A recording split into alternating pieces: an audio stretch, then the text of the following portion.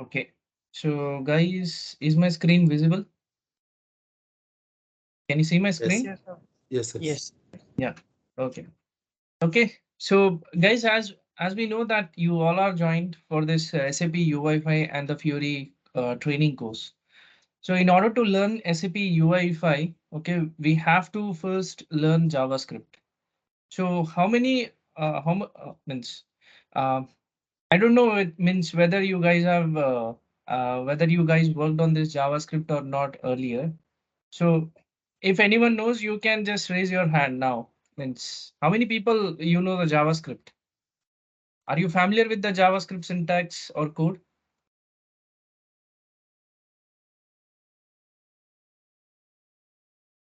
From If my not, side, it's no. okay. You can tell that we that's okay. That's No. not a problem. No, Avik from No, my side. Avik, No, this right? is So completely most new of for you are from the ABAP background. So Yes. it's Yes. totally a different and it's not similar to the what we are learning today, JavaScript. Yes, sir. Okay, that's fine. Okay, so nowadays, okay, before we start with the JavaScript, so you guys mostly we are using nowadays a browser, right? Browsers are mostly used, and in the browser, whatever the applications or the website you see, okay, in each and every website, 99% you will see the JavaScript code written for it. Okay, 99% JavaScript code is written for it in a background, and it will run. And because of that, only rest of the operations can be handled from the user interaction. So for example, what I will do, I'll go to this Chrome browser. Okay, I'll search for any browser, any web page like W3 School or something.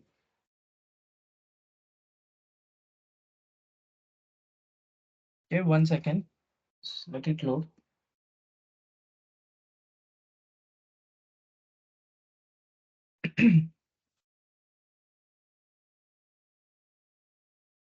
hello. Hmm. Avik, you will not be covering any lectures on HTML and all. No. HTML is not required. HTML is it's literally not required because each and every line of code will be written in XML.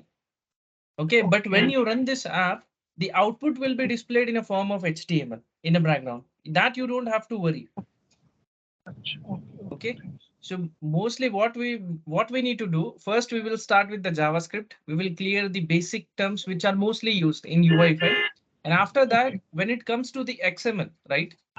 That Okay. the thing is how you can learn the XML. So you don't have to worry at all for the XML also because for each and every controls, guys, can you please go on mute? Okay, so whenever you want, whenever you're writing the code in the XML syntax, okay. So in that means, for example, I want to declare a button or any control. So each and every control syntax is given in API reference. Okay. So on that day, I've shown you, right? In the demo, we have this demo toolkit website, development toolkit website for this SAP UI5. So in that, each and every controls syntax is given. So you can just you can go through that syntax, and after that you can learn slowly. Because what I said, that SAP UI5 is a framework. Okay, framework means it will provide each and everything for you. It is not taking from the outer world. Like for example, I want to learn the HTML, then for sure I need to learn all the HTML syntax. So for if I want to learn the UI5, so in the UI5 you need to learn means everything is a XML syntax. But XML syntax means you're not using traditional XML syntax. You're using the UI5's XML syntax. Okay, the controls, whichever they have provided. Okay, okay, so let's move. Okay, so when you look at this website, okay, so for sure this website is designed in HTML because in UI5 you are not going to design any website. You are going to design a business applications, business web applications. It's only specific to the business users, not to the entire world, right? Because most probably what for whichever client you will work, only for them only you will develop these applications. It's not like you have developed the Flipkart or any other application which is entirely used everyone, each and everyone in this world. No, not like that. It's spatially. it's specific to the business applications. Okay, so when you look at this website, what you can see in this, you can see a couple of tabs on the top, couple of options, right? Buttons or the icon, everything you can see. Okay, so now let's consider in the web development we have only HTML. Okay, if you consider we have only HTML page, so in this HTML page, what will happen? You will generally design your page. Okay, and your once you design your page, and once you add the some styling, the styling effect to this HTML page, that can be done through the CSS. Okay, and this is how the beautiful web page you will see. Fine. So your web page is created as of now. This is your basic design and your web page is created. Now the next thing is, now as soon as I click on this tab, okay, as soon as I click on this any one of the tab, what should happen next? So who will take care of this? Okay, so in this case, the person who would be is the JavaScript. Okay, so what JavaScript will do, whatever you click on this browser, okay, so whatever you click, a event will be triggered, and that event will be captured by the JavaScript. Okay, and then JavaScript will decide what to happen next when you click on this any one of the tabs.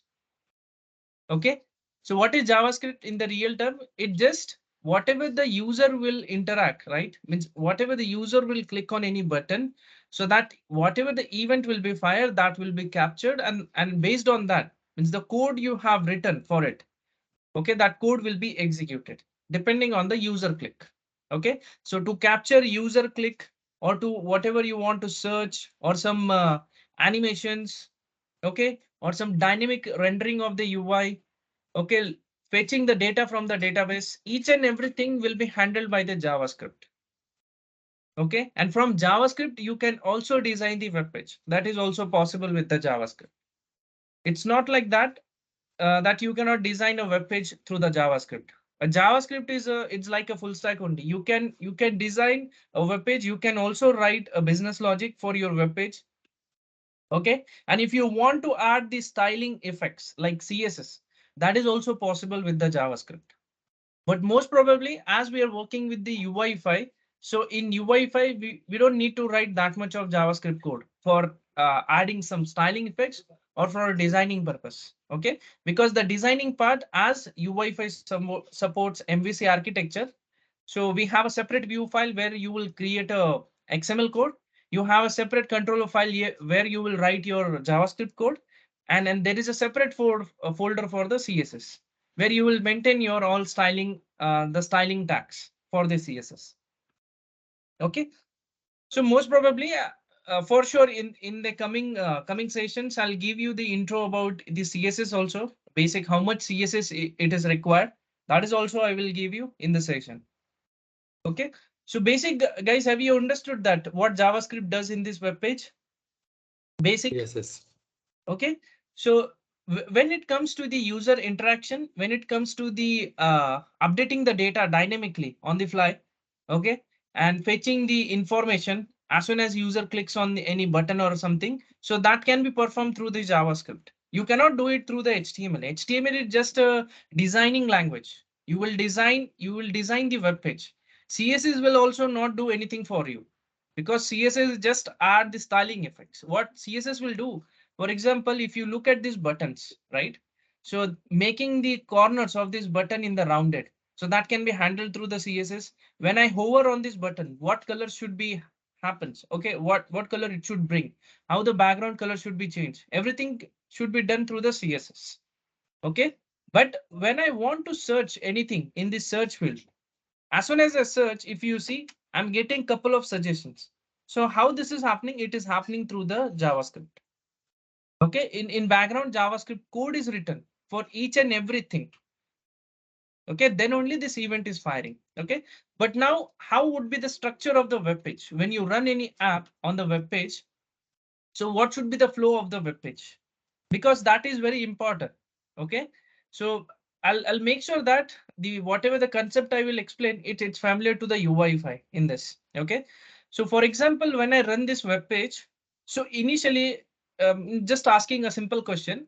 So if I want to run this web page, okay, so in this web page, if you consider, 1 second, guys. Yeah. Okay, so if you consider this web page, so initially which file should be loaded in this browser? Any guess? Means what we can load initially? What web page it will load first? I mean, so what are the different files it will load first, and after that, how the web page will be constructed on this browser? Any idea? Title. Okay, let's consider we have three files. One is the HTML, second is a CSS, and the third is a JavaScript. So what would be the flow of the this application loading? Means when this application will load on the browser, when this web page will load on the browser, which file will be loaded first? HTML. HTML, right? So first file which will get loaded is the HTML. Okay, after that CSS will load, and after that JavaScript will load. Okay, that is the sequence. Okay, it is a layer on the top. Always HTML will be loaded. Second CSS will be loaded, and at the last JavaScript will be loaded. Why? Because now consider you have written the code initially to bring the data into this browser, right? You want to bring the data into this browser. So for example, our tabs are not created yet. So where that data will appear, right? So that data won't be displayed in this browser because at the time when the JavaScript will load, so JavaScript will for sure that JavaScript will look at the feature. It will look for the events. It will look for the user clicks. If the HTML page is not loaded yet, and before that only you're fetching the data, okay, and you want to display that data under the tutorials tab. Okay, your data is loaded as of now, but as HTML page is not available, so what will happen? It will throw the error, right? At the end, when the data is already appeared, so what it will do, it will try to set data to this tab, tutorial tab, for example, in this case. It will try to set this data to the tutorial tab in the background. Okay, but as HTML page is not loaded yet, so this tag, the tag for the tutorial is not available. So it will directly throw the error. Okay, so next case, the CSS. So I have added custom classes to this tutorial tab. Okay, I have added the custom classes to this tutorial tab. So now when my CSS file is loaded first before the HTML, so do you think that our CSS will be applied to this HTML tag? No, right? No. Because that HTML tag itself is not available in the browser memory. So how the CSS will be applied to that tag? Okay, so that's why the flow means the way the files are loaded into the browser, that is also very important. Okay, so first file always it will be loaded by means the browser will always load the HTML first, after that CSS, and at the last JavaScript. Okay, so that is the flow. Okay, so can we start now the coding in the JavaScript basic concepts? Sure. Yes, yes. Okay, so okay, yeah. So in JavaScript, how many data types we have? Generally, the data types are categorized in two types. One is the one is the primitive category, and other one is in non-primitive category. So under the primitive category, you will for sure you will see the different data types like string is there, number is there, array is there, object is there. Okay, so these are all different categories or data types which are available under the primitive category. Okay, and when you look at the non-primitive category, under the non-primitive, for sure we will have undefined and null. So there are different data types we have in the JavaScript. It's not like ABAP. So in ABAP, for example, let's say we have an integer data type in JavaScript. I mean, for sure, you in ABAP we have integer data type, right? So how many integer data types we have? We have int1 or int2, int16, int32. That kind of type is also there, right, in the ABAP. So it has been categorized. But when it comes to the JavaScript, there is no separate, only one data type is available for all the numbers. So that is a number data type. Okay, so for strings also, mostly we have the char, right? We have the char data type. Again, you will there is also possibility to set the number of characters to the char data type. So there is no way we don't do all this in JavaScript. There is directly a string data type for all the character related things or string related things. Again, we have arrays. Array is also one kind of data type, and object is also one kind of data type. Okay, so let's start with, so before we start the data types, let's start with the variable declaration, how the variables are declared, how we can comment the code. Okay, so that we will see now. Okay, so in order to practice the JavaScript, so I hope you all have the browsers installed on your respective systems, right? So guys, do you have the Chrome browsers? Yes, yes. Yeah. So, okay, make sure that you use Chrome browser for your practice purpose. Okay. So what I will do, I'll just open the new tab here. Okay. Just right click on this web page and click on inspect. Okay. So click on inspect. So as soon as you click on inspect, a development tool, okay, or developers tool will be open of this Chrome browser. This is a developers tool. Okay, and in that, if you see on the top, we have a various tabs. So under which you need to choose console.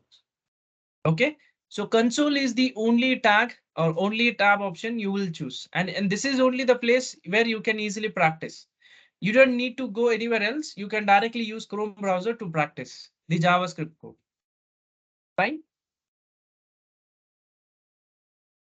Okay, so now let's see how the variables are declared. Okay, how the variables are declared and what would be the syntax for variables.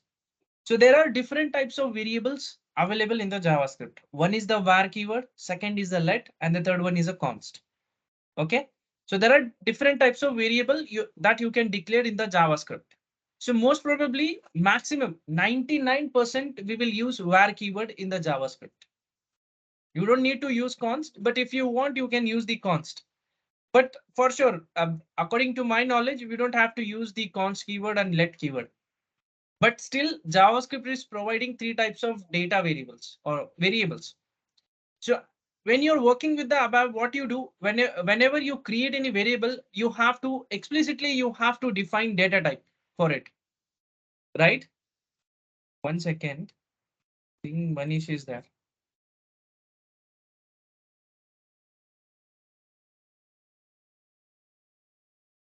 Okay.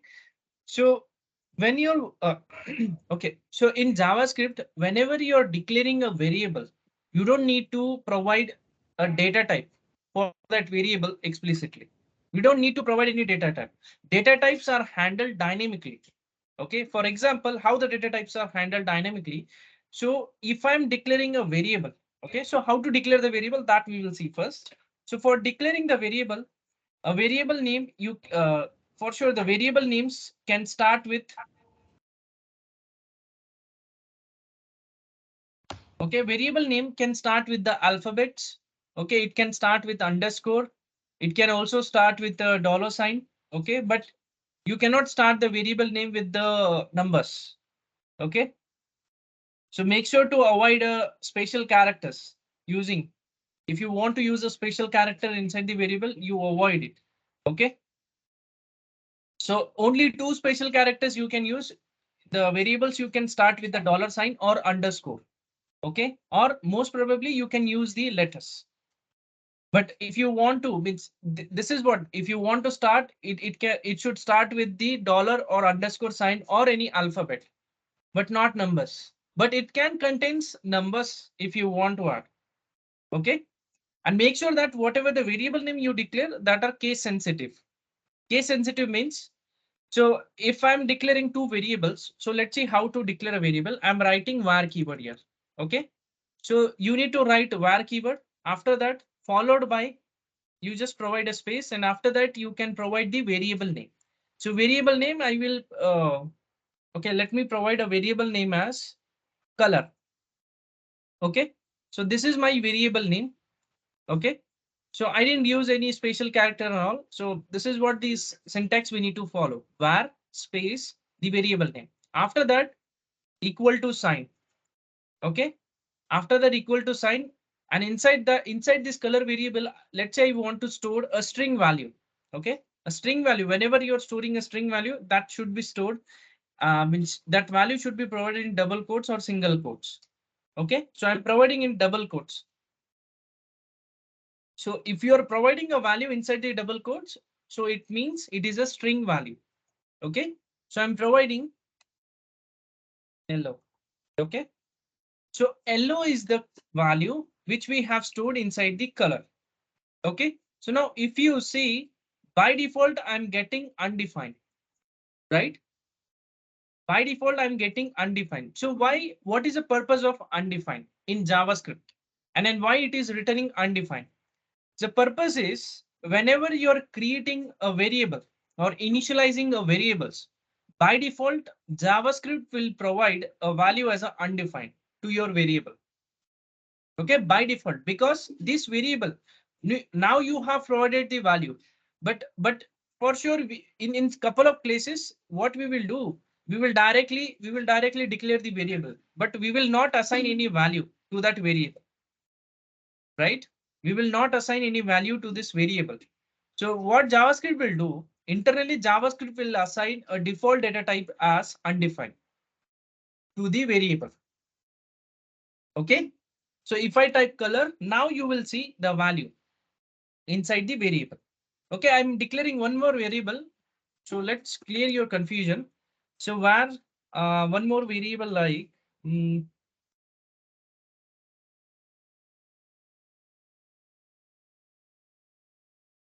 okay, fruits. Okay, fine. So I declare these variables. Okay, so if you see, still I'm getting undefined. So now if I write fruits, I didn't store any value, right? Right? I didn't store any value inside this variable, but still if you see, it has a default data type as a undefined. Okay, default value which is getting stored into this variable is undefined. So undefined is also, it will act as one kind of a value, and it can also act as a one type of a data type in this JavaScript. Okay. Okay, so now make sure that variable names are case sensitive. Means now if I'm declaring one more variable with capital F. Okay, both, do you think that both of these variables are same? No. Okay, in JavaScript, variable names are case sensitive. So this variable will act different and this variable can act different. Okay, make sure that whatever variable name you are providing, it should be case sensitive because that are case sensitive only. Okay, and the next thing is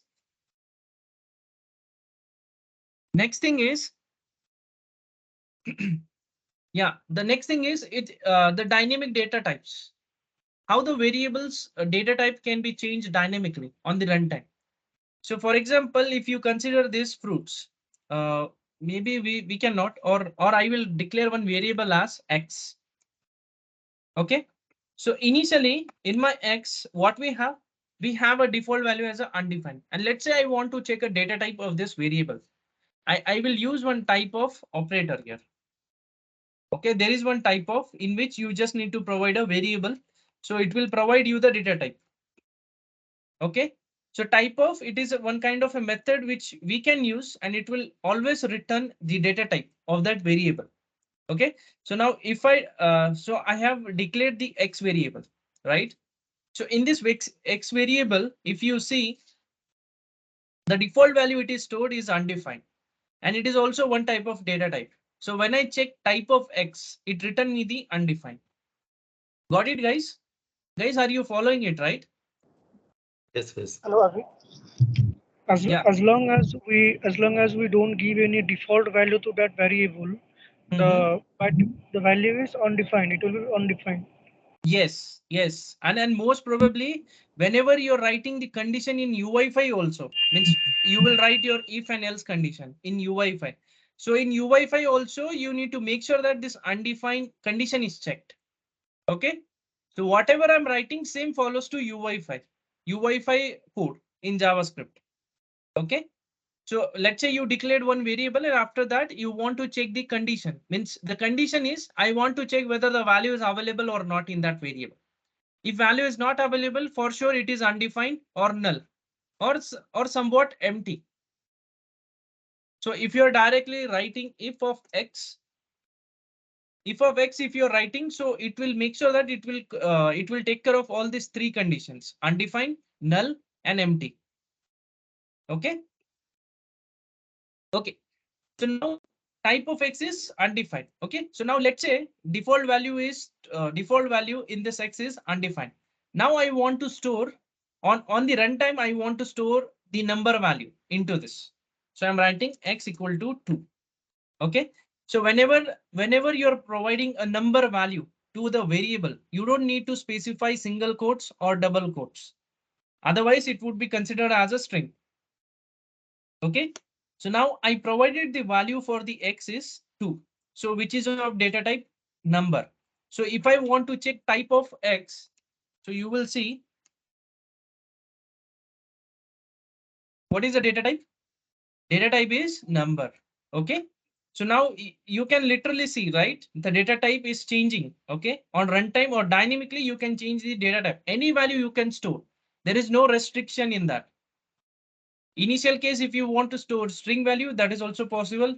But on the fly, let's say you want instead of integer, instead of string, you want to store number, that is also possible. Okay. And apart from the numbers, if you want to store array, that is also possible. Okay. Array, boolean, everything is possible in the variable. Okay. So now let me store the string value.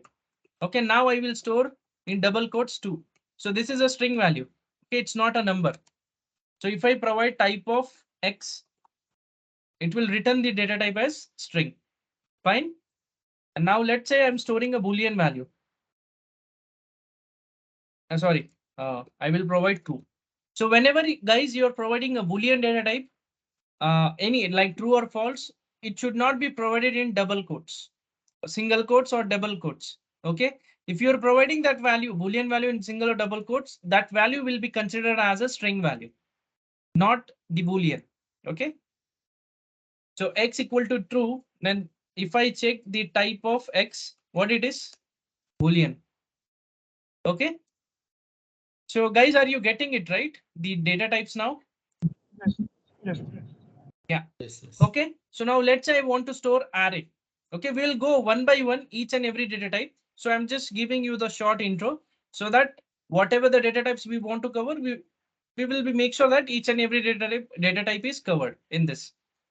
Okay, so now I want to store the array. So for storing the array, I will use opening and closing square brackets, and inside that I will pass the numbers, like anything, number or string also I can pass. And Boolean value also I can pass. Everything is possible in the array. Okay, so now if I check type of x,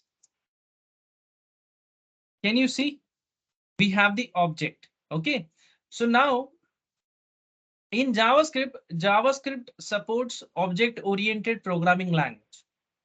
So when it comes to the objects in JavaScript, it means mainly JavaScript is entirely object based. Okay, like in this case, if you look at this array, right? Instead of returning the data type as array, it is returning the object because internally this array is also one kind of a object in JavaScript. Okay, object because JavaScript is entirely object based programming language. Object means everything is object inside the JavaScript. If you are considering string also internally, it will be acting as an object in JavaScript. Okay. So now if you see, we have provided array data type, but still it is returning type of that array type is object because JavaScript will take it as an object only internally. Okay. So apart from the array, we also have a object data type. Means when it comes to the object, you just need to use opening and closing curly brackets, and you can provide the values in key value pairs. Okay. So I'm writing if key1 colon 2. Okay, so this is the object, and if I see the type of x, okay, it is an object. Fine. So internally, this array will be it will act as an object. Okay. So there is one more. Let's say I want to store now null.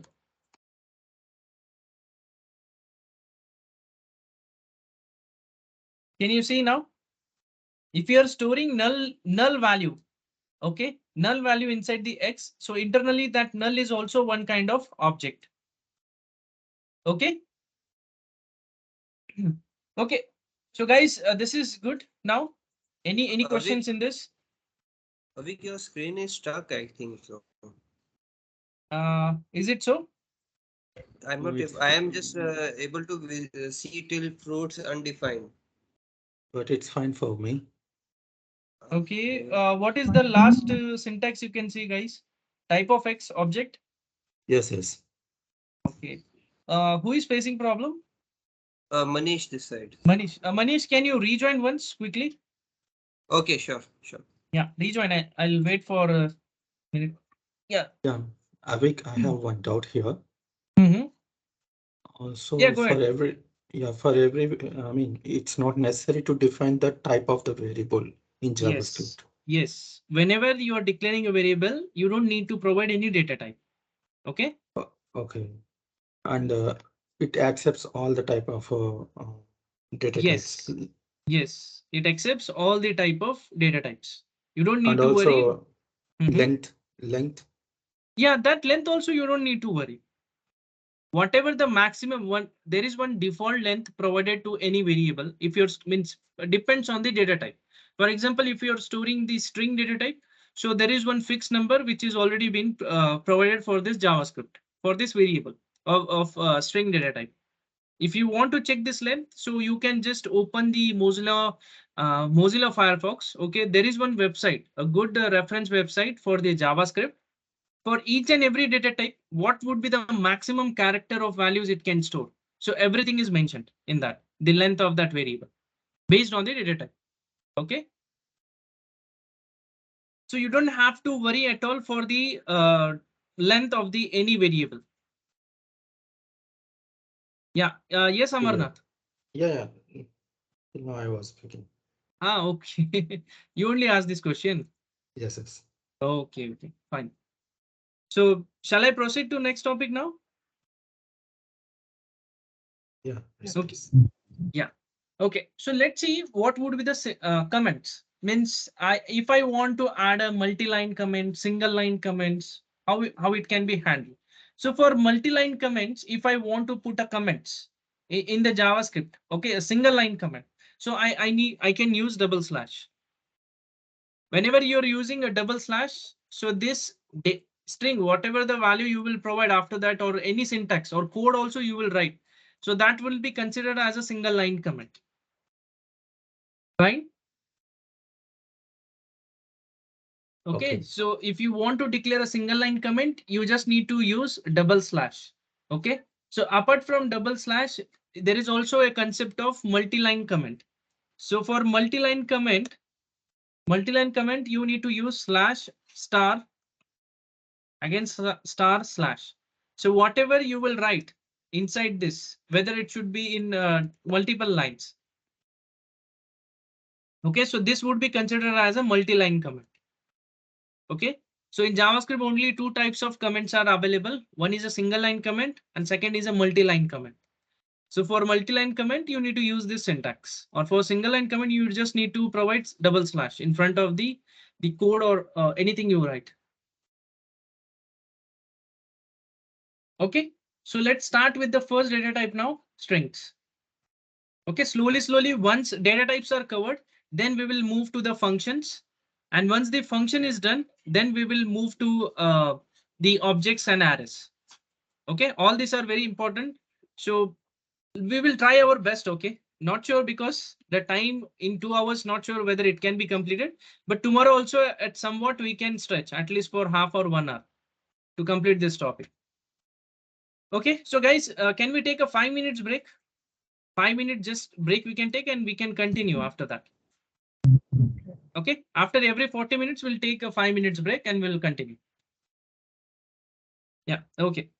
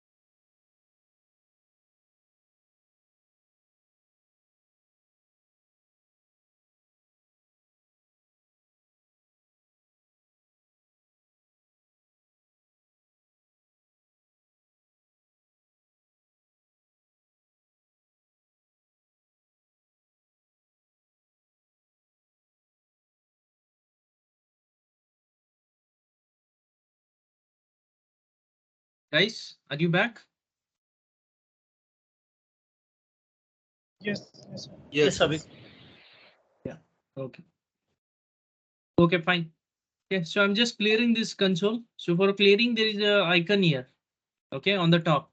So you just need to click on it, Control L, or directly click on that. So it will clear the console. Okay, so now let's start with the string data type. Okay, so what is the string and how many methods we have for this string data type and how we can manipulate a string into this JavaScript? Because a string data type is very important. Nowadays, there is 90% of the requirement is you have to handle it through the UI5 from the front end. Okay, some basic examples I will give you where you can use the string data type and its methods. So for example, I'm getting a value in the string, okay, in which I'm getting the value as a preceding zeros, okay, or means in the start of the any string, I'm getting the n number of character which is not required. I want to split the character. I want to create a new string from the substring. Couple of things are there in the string. Whenever you're doing such kind of things, so for that you will need all the methods which are available in the string. For example, let's consider from the backend, you're getting the value of a string like in a combination of, let's say you're getting the value in the combination of date with the username. Okay. So now the thing is you want to split that name. You want to separate the name from that date value. How you will separate? In above, what code you will write, guys? If you want to separate the, for Split, example, yeah, tell me. split keyword we use in web. We use split keyword in a web. Okay. So yeah, it is okay that in ABAP you can use that. But what happens to the JavaScript? In JavaScript, for sure, you can do each and everything. Whatever it's possible in the ABAP, that is also possible in ABAP. Sorry, in the JavaScript. Okay. So let's do one thing now. Let's understand how the strings can be displayed, how it can be declared. Okay. And if you want to declare a variable, how you need to provide a string data type, that we will see. And after that, we will see the different data types. Okay. So now for declaring the string data type, not data type, a string, string value. So whatever the variable which we used, right? Like where, if I'm writing colors, okay, colors is the variable and I'm providing a value into this double quotes or single quotes. Okay, so there are two ways to store the values in the variables of the string. So now, as of now, I have used double quotes and in that I will just provide a value as purple. Okay, so this is the string value which I'm storing into the variable. Okay, so color is one kind of string data type. Okay, it is a string data type variable and it is holding a string value. Okay, so now if I'm storing in the same format like in a single quotes, I'm writing purple, still this value would be considered as a string. Okay, still it will be considered as a string. Okay, so this is one thing. Now let's say I want to check the length of the value. Okay, because I just need to put the condition or the validation. So where you can use this validation in case of input field. Okay, so in input field, you just need to put a restriction of 10 characters. Now on the 10 characters, as soon as you get the value, means what will happen? User will enter one alphabet, one character, second character, third. And after the 10th character, when he is entering the 11th character, so on the 11th character, when user will enter, you just need to throw the error. So what you will do, you will use this length property. Okay, you will use the length property of the string data type. Okay, so for example, in colors, color is a variable which holds the purple string value. And if I want to check the length of this purple string, so how much it is, you need to write colors dot length. Okay, so you need to use the standard JavaScript property length. which will provide you the length of the characters. Okay, the length of the string which is available or which is stored inside the variable. Okay, got it, guys? Yes, yes. Okay. Okay. So for checking the length, you have to use length property, and it should not be L should not be capital. Okay, L is in small case, because in JavaScript we generally follow camel case. Okay, we follow the camel case naming convention. Camel case naming convention means whatever the word or the name of the variable or the name of the method which will be started, it will always start with the small character, and the second word which is combined with that word, it will be in capital letter. So for example, I want to add a method. Okay, I'm just adding like get length. So this is one method. It is not a JavaScript. I'm just telling you the example. Okay, so now let's consider you declare this method name get length. Okay, so G will be always in small characters, but length is another word, right? So it should be in capital. Okay, this should be the syntax that we need to follow in JavaScript if you want to declare the variable or if you want to declare the methods. Okay, so we need to follow the camel case naming convention. Okay, so now let's see. Let's say in the string value, I want to highlight a couple of words in the double quotes, right? Because for sure we will write whenever we are declaring any sentence. In that, if I want to highlight any important word in single or double quotes, how I can do that? Okay, so for example, I will write name. I'm declaring when we I'm declaring one variable str. In that, I will write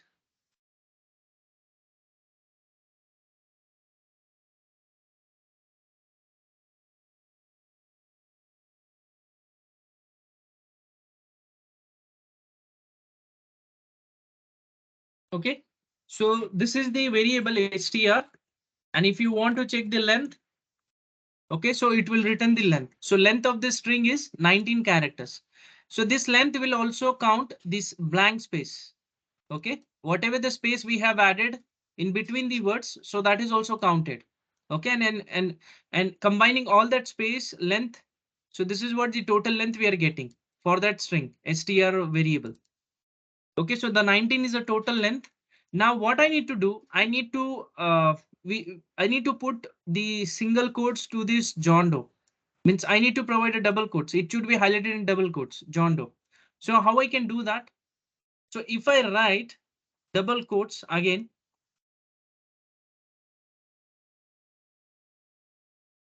okay, this is what the syntax error we will get. Okay, so most probably you will get this kind of errors, unexpected identifier. So whenever you're getting unexpected identifier, it means there is a syntax error in your variable declaration or any value that whatever you're declaring. So there is a syntax error that you need to identify. And at the same time, it will also provide you the whatever the line it is, the error is. Okay, and I'll show you more in detail when we debug the actual UI5 application. Okay, in that I will explain you that thing. Okay, so now looks like what is the error we have? It says unexpected identifier. So what I've done wrong in this case? Can you identify what I have done wrong? Multiple times double quotes should not allowed, I think. Yes. Okay, so it's like opposite. Whenever you're using outside double quotes, so inside you need to use single quotes. Then only this will work. Okay, then only it will work. Fine. But if I'm using like this, if outer I'm using single quotes, okay. So inside what you can do, you can use double quotes.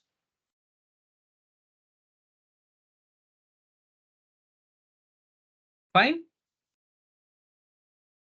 So strings can be declared within double quotes either or single quotes. Anything is Yes. okay. Double quotes either or single quotes. You cannot use both things at the same time.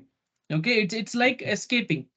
You're escaping the characters. So let's say if I want to use the double quotes, okay, inside, like whatever the syntax I have followed now, let's say I want to use like this. So what you can do, you need to provide a double quote, and before that you need to provide backslash. Okay, so if I write like this, sorry, 1 second. Yeah, if I write like this, slash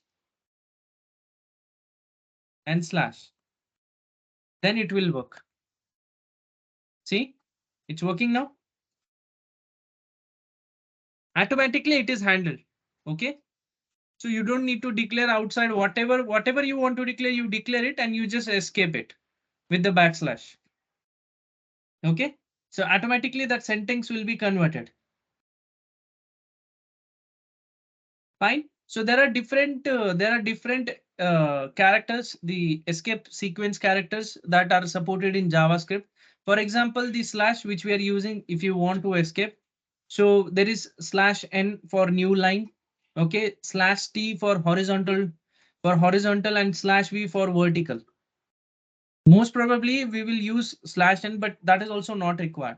Means whenever you're declaring any message on the screen, which has n number of lines, so you can use slash n in between the string. So automatically, whatever the string we are displaying, it will appear in the next line as soon as it encounters slash n in the string. Okay, only keep slash n in mind. Rest you can just ignore. You don't need to worry at all. Okay, till now this is fine. Any questions in this? Yeah. Okay, just give me 1 second, guys.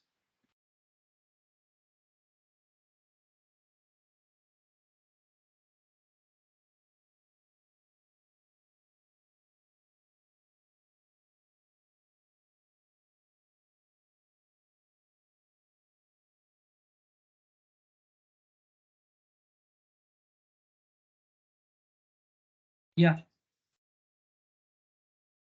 Okay. So now let's see what are the different methods which are available for the string data type. Okay. So now let's see the different data types. Sorry, the methods which are available for the string data type.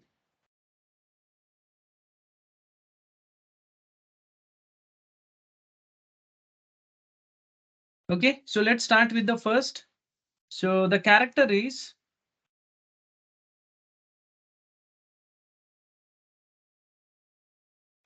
okay.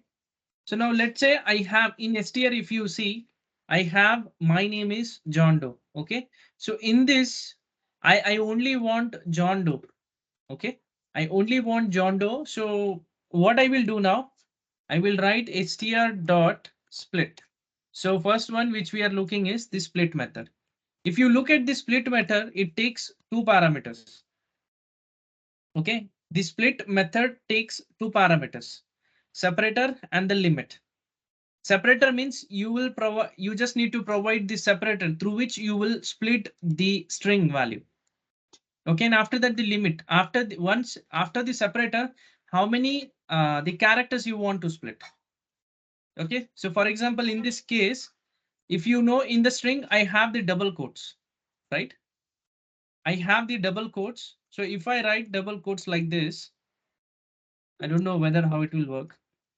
Okay, so if you see, I want to split the string with the help of double quotes. So my double quotes is starting at which line? At which index? If you see, the index number always start with the 0 in this string. Okay, that is very important, guys. Whatever the length you can see, right, or the count you will do, so that will always start from the 0. Okay, like at 0th position we have m, at 1 position we have y, at second position we have blank. Okay, this is how the syntax, or this is how the syntax or the index number on which the character will lie. Okay, so index number in string will always start from the 0. So now what I have done, I have just splitted the string using double quotes, because from the double quotes I want to split the string. Okay, so that's why if you see, when you added a split, when you have provided that separator as a double quote into the split method, so it just splitted that string into in the array format. Okay, so this is the array that you will get in return when you split any string value.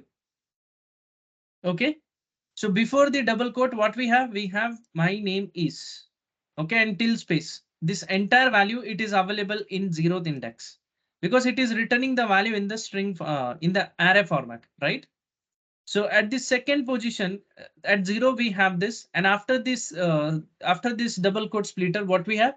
We have this John Doe, right? Can you see this? Okay, and at the last again, because as we have splitted this through double quotes, right? So after the double quotes, again we have an empty space, so blank space. So that is why it is added in the second position or the second index number. Okay, are you getting it, guys? Yes, yes. Okay, one more example I'll give you. Yes, sir. Okay, I'll write one more example, str1 or like I'm writing John Doe and I'm separating it through date value.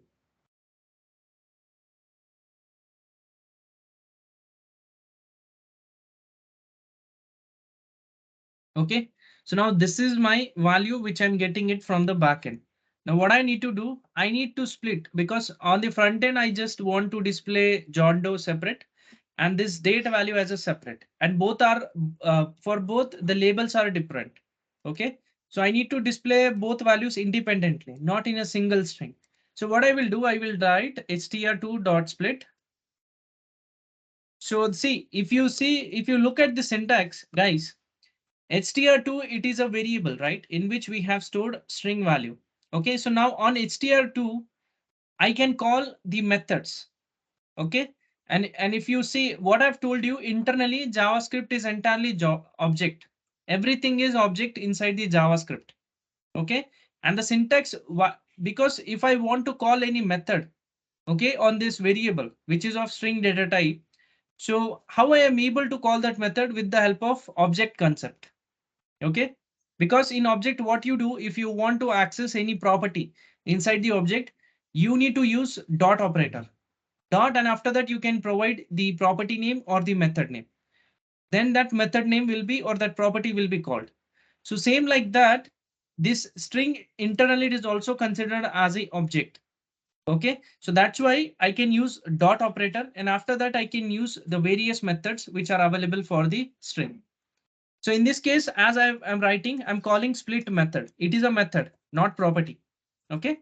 So the difference between method and the property is, for a property, we don't have to use opening and closing braces, right? These rounded braces we don't need in property, but whenever you're calling method, so in that we need to use this parenthesis, right? So these parentheses are required in case of methods. So now this is the method split method, which we are calling it from the which we are calling on the string value. And in that, I'm just providing a separator as a dollar. Fine. So as soon as I enter, so now I will get this string value, which is separated in two values. That is John Doe, and the second one is the date. Okay. And after that, if I how you can access this? Let's say I'm storing this in one variable. Okay, where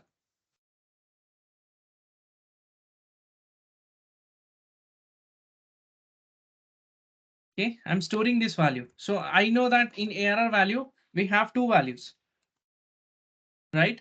And which is stored in the format of array. Now I want to access the first value, John Doe. How would I access that?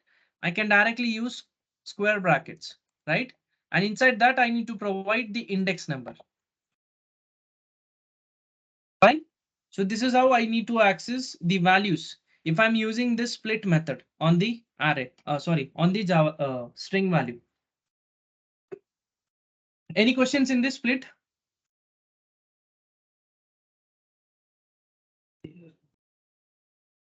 Any questions? No, we got it. No. Yeah. Okay. So the next is slice method. So what slice will do? So slice will just extract, okay? It will just extract a part of string. With, for example, you have a huge sentence, and in that you don't need unnecessarily characters. You just want to ignore it. So what you will do, you will just use the slice method. And then from that, you will create a new string from that existing string. Okay, in this case, still I can use a slice here, dot slice. Okay, in the slice, you can directly provide the starting index. Means your string, it should, whatever the index number, if you look at the slice method, it generally takes two parameters. One is the start index and one is the ending index. And if you see, whenever you will see a question mark in front of the parameter, you can see, right? Question mark, guys. Can you see this question mark? Yes. Yeah. So Yes. whenever you can see the question mark, it means it is an optional parameter. Means that parameter is not mandatory. Okay. So if you are not providing a parameter, still it will return as it is. Means what slice method will do, if you are not providing any parameter, so whatever the string you have passed, it will return as it is. Okay. But if I'm providing a parameter, so which is optional parameter. So let's say I'm providing, I want this index, means let's consider I want the value from the dollar, right? But this dollar, if I want to identify this dollar, that can be done through the split method. But slice method, it is just used to separate, to extract some part of string from the existing string. Okay. So I'll just provide a zero index. After that, from zero, I need to provide end. End means, let's say I want to I want to get it only John Doe. So John Doe index is starting from the 0, 0, 1, 2, 3, 4, 5, 6, 7. So if I'm writing 7 or 8, sorry, 8 I need to write. Okay. So from 0 to 8, whatever the string is there, that I can easily extract through the slice method. Okay, got it? Okay, so now let's say I'm providing directly 8. So from 8 index, whatever is available, it will directly return from the 8 index. Okay, and the previously whatever the characters you have, that will be ignored. Okay, that method, it won't return that things. Fine. Okay, so there is one more thing in the slice. So let's say I'm providing -1. Okay, or -5. Can you see what it is doing? From It is the doing the reversal. ending, yes, it is like a reversal. Okay, whenever you are using a negative values, whenever you are passing the values in the parameter as a negative, so it will start from the back. Okay, if I provide -5, comma, -1, so this is how it will provide. Fine.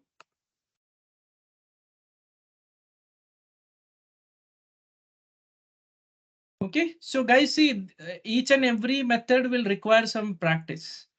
So today's assignment would be, once I complete this, you need to practice, and tomorrow, means, see, you should practice this also, and apart from that, there are other methods, because in this session it won't be possible to cover each and every method.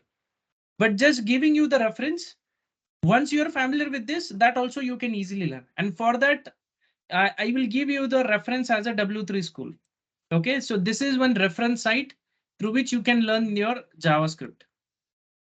Okay, everything is available in this. You just click on the JavaScript and you go to the string methods. String is there, string methods is there, number method, array method, array sort, everything is available here. Okay, you just need to go through it. Okay, I'll ping you this in the chat. Don't open now, just go, as of now, just focus on this lecture, and after that you can, once this session is done, after that you can go through this site. Okay, so, okay, fine. Okay, so the slice is done. So now let's move to the, any questions in this slice, guys, before we move to the next method?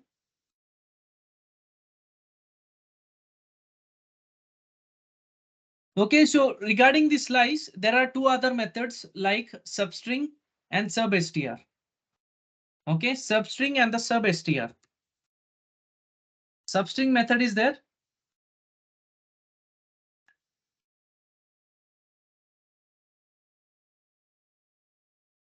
Okay, these two methods are there. These two methods is an assignment for you. You need to see how this method will work. Okay, and what it will do if you are providing a string value. Okay, got it, guys? Just note it down. Substring and substr. Okay, and make sure that before you come tomorrow, I want this to be completed. Because anyone, you guys need to share your screen and you need to show me what you have done and how much you are getting it.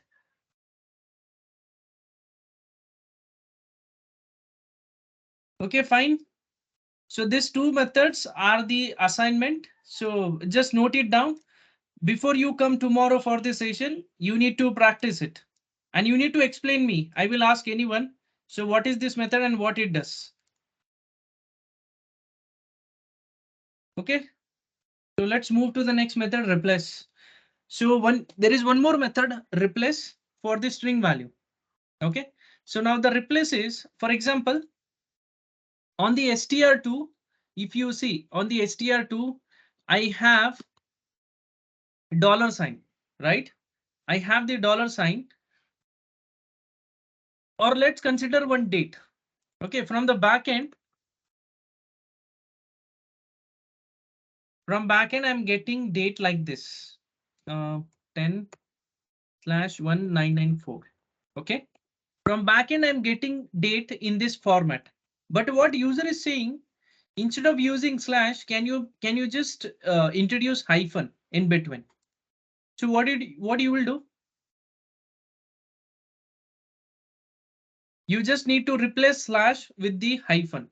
So for that, JavaScript has provided a replace method. Okay, if I use sdate dot replace, see there are two methods. Okay, replace and replace all. So I want to replace. So there are two. It generally takes two parameters: search value and the replace value. Okay, the value which you want to search and which can be replaced. Okay, so for example, I want to replace slash and uh, and instead of that, what you want to put? Instead of that, you want to put hyphen. Can you see now? Automatically that slash value, it was replaced with the hyphen, right? But it is happening at the once because the at the first it identifies the first letter, that is slash, and after that it is not going to the next because we have used only replace method. But if I'm calling replace all method, so it will make sure that wherever it identifies slash in the entire string, that all slash will be replaced with the hyphen. Can you see now? Okay. Guys, you are getting it, right? Yes, yes. Yeah. Okay, so this is one thing. So now means replace all, just now it was introduced, earlier it was not there. Earliest what we used to do, we used to add some regular expression, and based on that it was going to happen and it was working. But now you don't have to worry, you can directly use replace all. Wherever you want to replace, that thing will be replaced with the replacer value. Okay, so replace all is done. Now let's move to the next part. Now I want to make uppercase, lowercase, because there are a couple of requirements, right? Some characters you want to make it as a lowercase or uppercase, or let's say you want to add a condition also. Because from backend, you are not sure whether you will get the value in single in the small case or in the uppercase. You are not sure about that because it depends on the user. User will type his first letter as uppercase. Next thing you will write, you will type it as a lowercase. But you want to check the condition strictly. So what you will do, before you check the condition, every character or every value you will make it in lowercase or uppercase, and after that you will check with the static value which you are keeping to check the condition. Okay, so for example, I'm getting the value as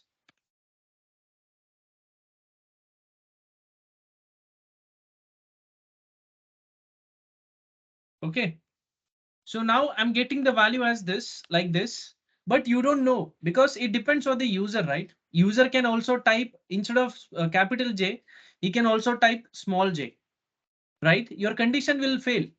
If you add a condition like this, if name triple equal to,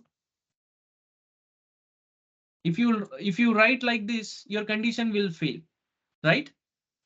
Your condition will fail for sure. It won't work. So sorry. You write small j.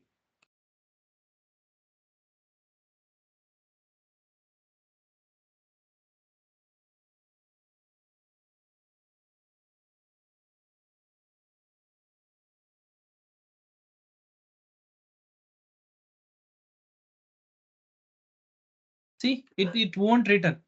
Okay. So the problem is we have couple of things. Okay. In JavaScript, we have couple of things. So for checking the conditions and all. Okay. So the thing is, the problem is with this value is you cannot identify or you cannot even judge whether I will be receiving this value in capital case or in small case. So explicitly what you need to do from front end, you need to directly write name dot to lowercase. Okay. So to lowercase, what it will do, it will just convert that value into lowercase. Okay. And after that, you can easily check the condition from the static value from this, right? You can directly check the condition. So it same applies to uppercase. So instead of lower, if you want to check in uppercase, okay. So it will make your entire string value in uppercase.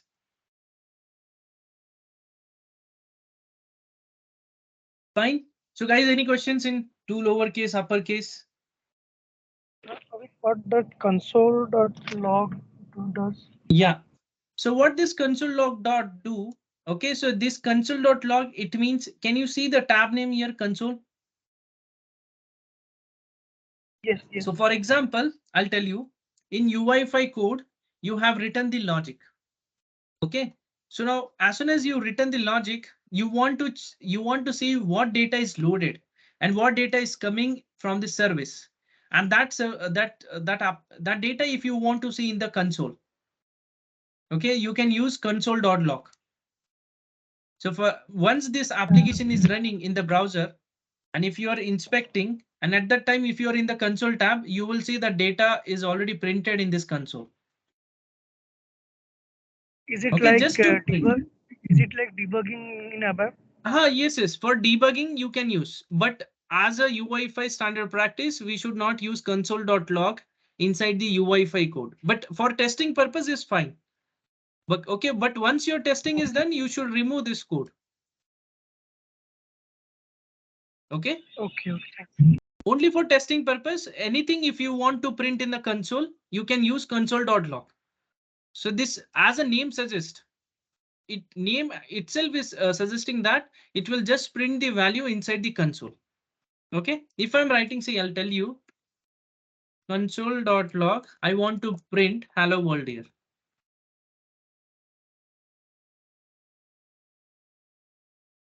See, it will print that console.log in the console. Okay, that's how the console.log will do. Anything if you want to print in the console, that you don't need to worry at all in this method because it's not useful. Only for testing purpose it is useful. Okay. Okay, fine. Now one more thing. Yes. Yeah, hi, Avik, Manish this side. Mm-hmm. Actually, I joined half an hour late, so actually some part I missed it. So I just want Mm-hmm. to ask, like you were explaining about that name dot to lowercase and to Mm-hmm. upper. So for me, it's new. Actually, you have just declared a variable name, and in that, Mm-hmm. whenever you declare a variable, so I see that there's some methods are already associated with the variable. You just put dot, and you got so Yes. many How list of how that is methods. working? Yeah, Yeah. that's why I told you, right? In JavaScript, everything is object based. Okay. So. Okay, internally. Mm-hmm. Yeah, yeah. So I Yeah, just tell want to me. know that how many methods are available, because for us, like we generally from a web background, we just have to Mm-hmm. declare and that kind of stuff. But over here, like we just put the like we have control space in the web part. So over here, like how we come to know that what methods are available and what are the option available for us to explore, so to work on it. So that part, I don't know whether you have So explained it yeah. often. I missed that. So can you please throw some No, no, light on it? that's okay. That's okay. Yeah. So how we can identify whether how many methods are available for the JavaScript, especially for the string. So see, JavaScript is a ECMAScript. It is one kind of a scripting language. Okay, which follows the ECMAScript standard. So ECMAScript, it is one kind of a standard that all the scripting languages follow. Okay, because JavaScript is a scripting language and ECMAScript is a standard which JavaScript is following. And whatever the ECMAScript is providing means, for example, in now the latest version is ECMAScript 6, ES6. Okay, in future, let's say they are the ECMAScript is getting converted in ECMAScript 7. So that standard, that scripting standard, it will bring lot of features with it. Okay, same like UI5. As soon as the new version is introduced, you will see more methods, more properties for any controls. So same like that for the JavaScript also in the future, because they're updating it, right? In every month or everything, they will provide a new features. They will, for sure, they will introduce features into the JavaScript, and that you need to identify. But how you can guess whether how many methods are available? So there is one website. Okay.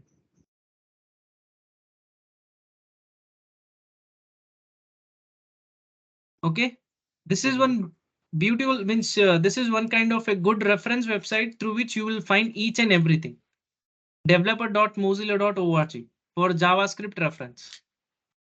Okay. Okay, so everything is in detail they have provided. How many methods are there? How many sorry, how many methods are available for the string? So how we will explore depending on our requirement, because it's not easy for any developer to identify each and every method, right? But as soon as you are expert in this, means let's say you have worked on 10 applications in UI5. So for every 10 application, for sure, you will get a different requirement. And based on your requirement, you will explore each and every method, right? Because Right. if that method is not useful, how you can explore that? No, right? But before that, what I'm trying to do, most probably the methods which are highly used, okay, that only I'm trying to explain. Because apart from this method, you don't have to use any other method. Okay. And it depends Okay. on you how you want to explore. If you want to explore it, it's your wish. It's good only, right, for you. Because if you get any requirement, in that case, you can easily identify. We already have this method in JavaScript. And with this method, I can easily manipulate the string. I don't need to write any extra logic or extra lines of code to make it capital or anything, because what they have done, they have readily provided all the methods which we have seen till now, like split and all. So for Yes. example, split, we have directly provided the value and it was splitting. But let's say you want to do it manually. How many lines of code you need to write? Yeah, it could be more than 2, 3. Yes. So that's why this is the case. They have introduced with the common methods for every data type, and you need to explore. But console, if you want to check in the console, it's very good option. Okay, you just open your app, you open this inspect tool, and if you want to write your code and you want to check or test it, you can directly test it in console. You can directly write your code.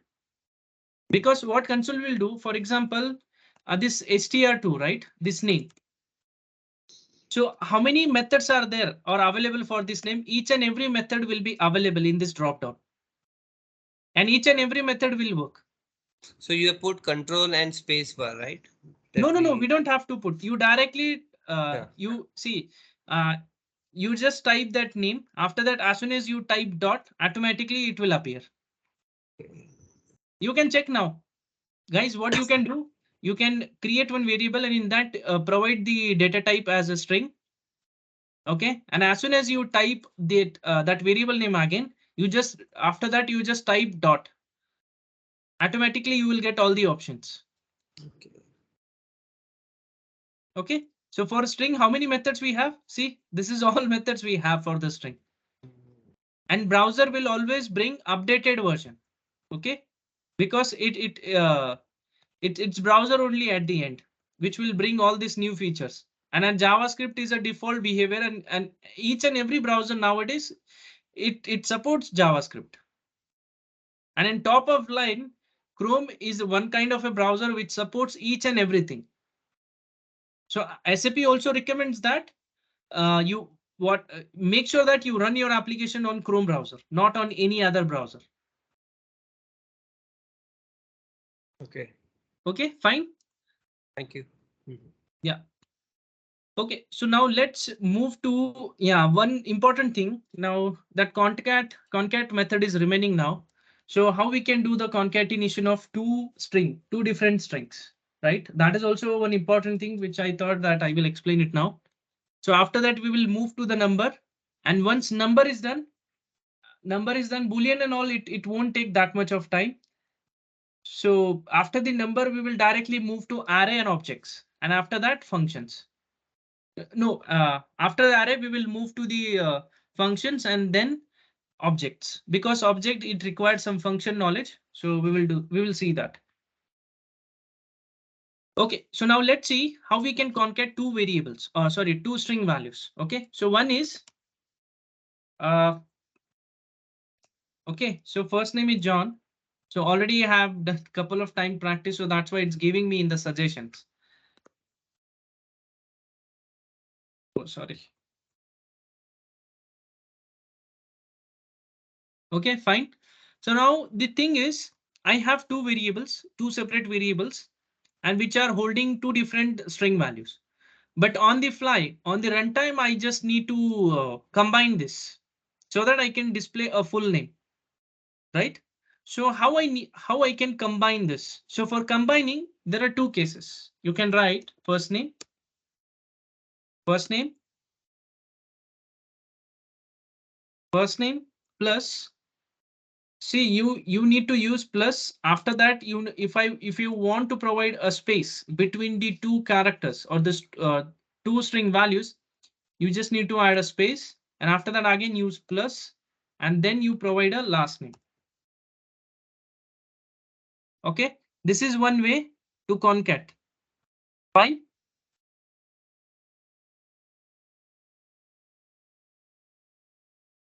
Looks like I have pressed. Okay, 1 second. Let me open this inspect. Okay, fine.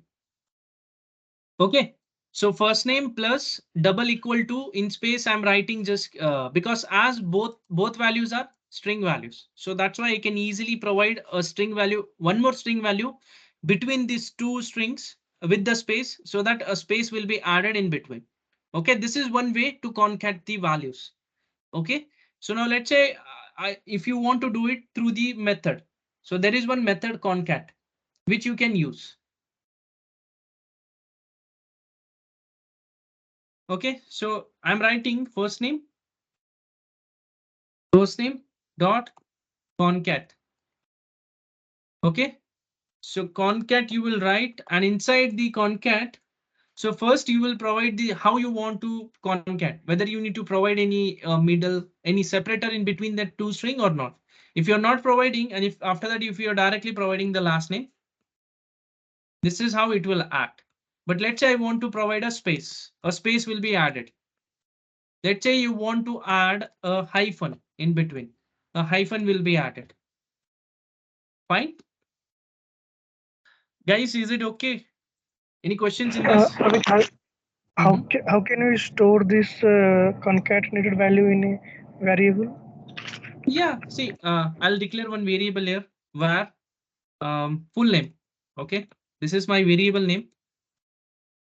And after that, whatever it's there, you just copy and you paste it. This value on the runtime, the value it will be executed, and that value will be stored inside the full name. And if you type full name, you will get that value. Okay, it applies to each and every method. Away. Mm-hmm.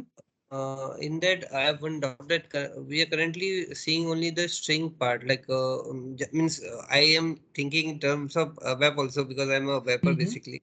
So generally, in a web we have type I, integer, something amount, currency, and this. So generally, in this theory part, we in this UFI, do we generally declare any variable through where only, or we have something different nomenclature for integers or packet No, no, decimal? no, nothing like that. You directly declare any variable with the var keyword.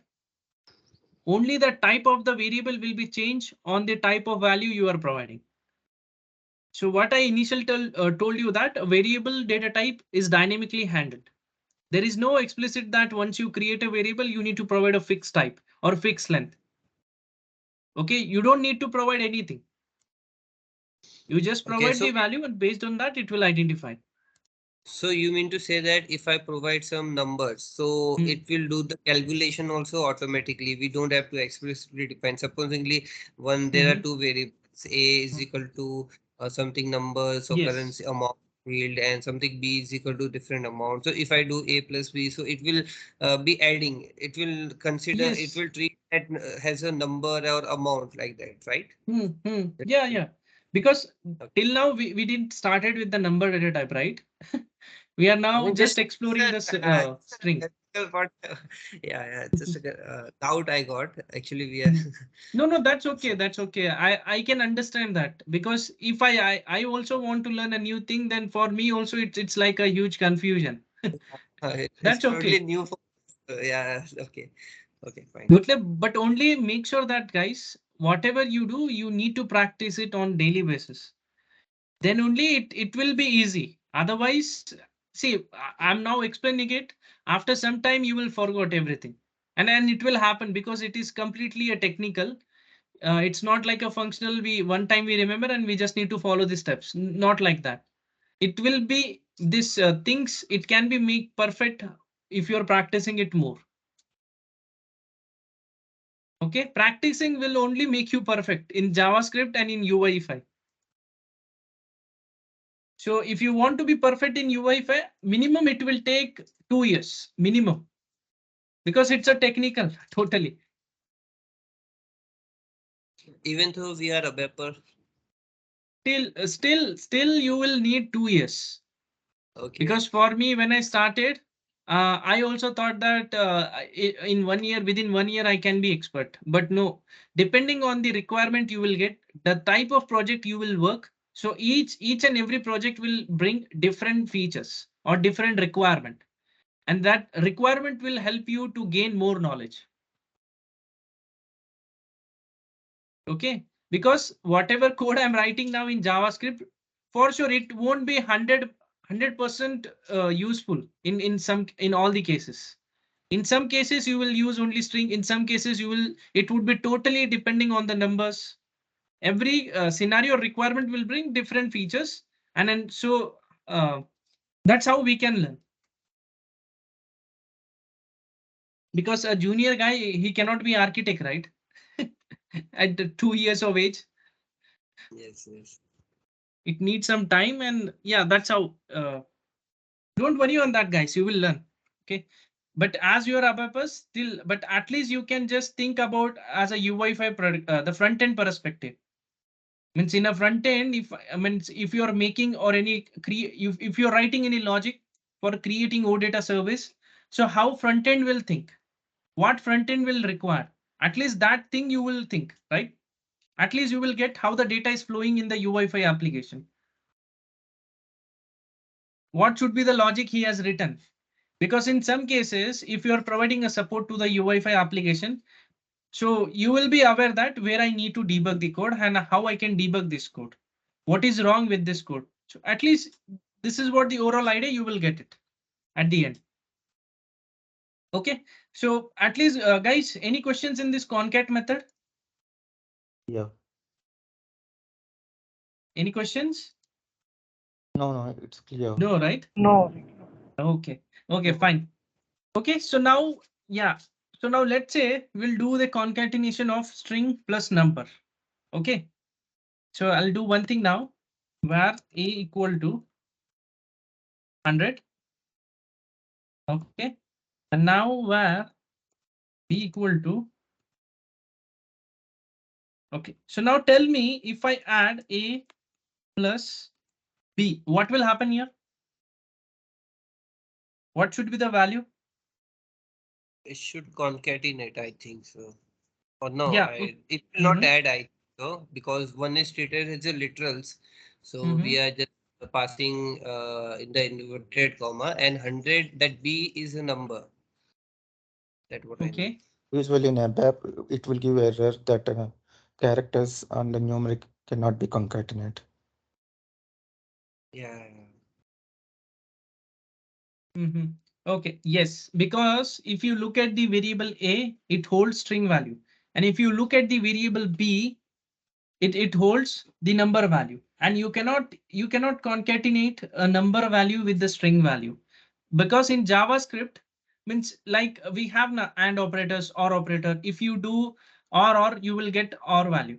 If you do and or, still you will get and or and something like that. I'm not remember now.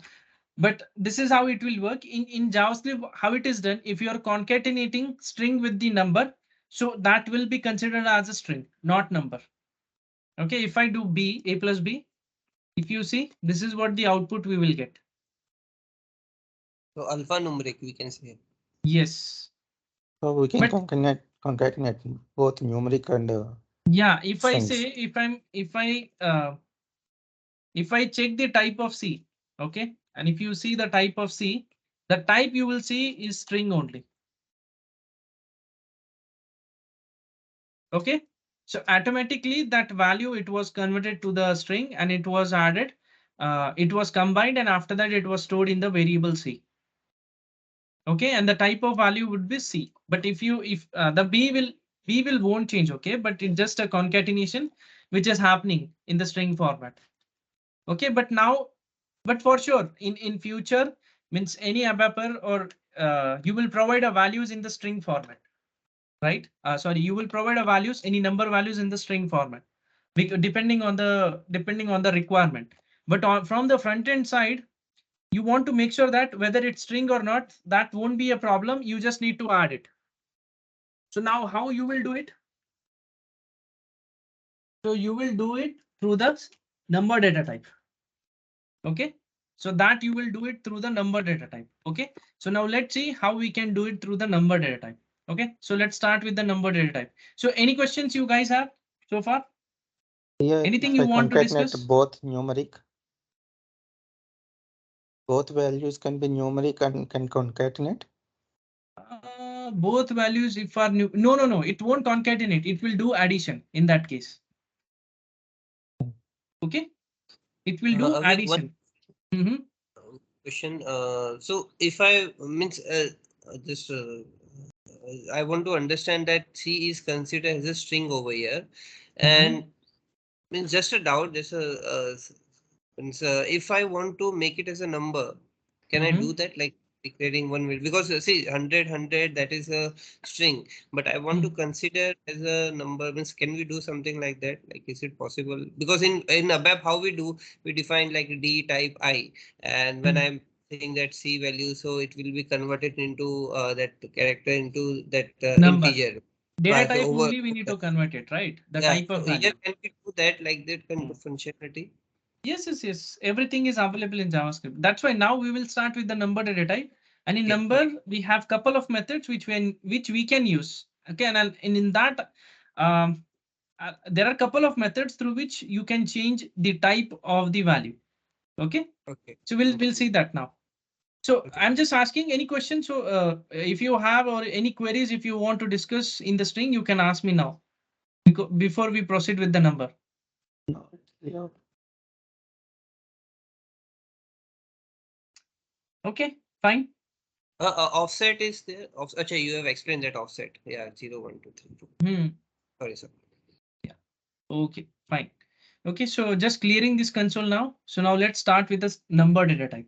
Okay, so JavaScript will only have one type of number or one data type, because in ABAP, if you see, we have a int, as you said, Manish or someone, as you said, we can define a type, right? With the int1 or int2 or int32 like that. But in JavaScript, there is nothing, there is no concept like that. You just need to provide a variable and you just provide a value in the number format. Okay, and automatically that you don't have to do anything. You don't have to worry at all. Anything regarding the length, everything will be taken care in the JavaScript.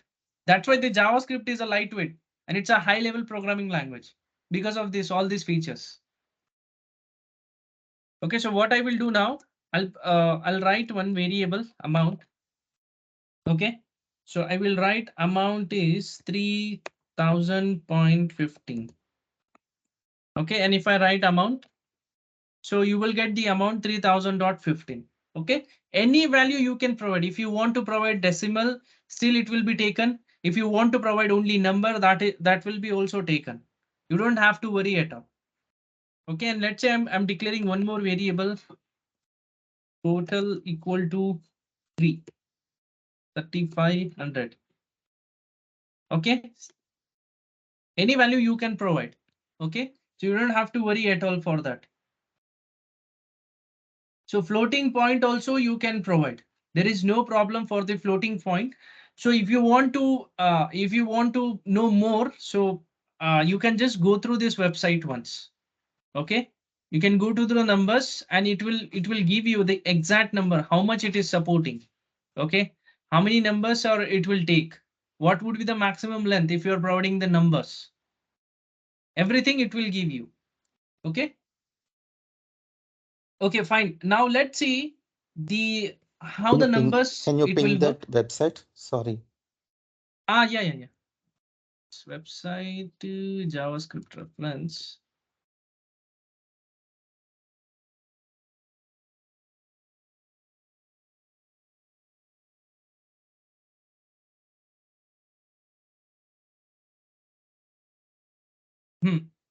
Okay. Sorry.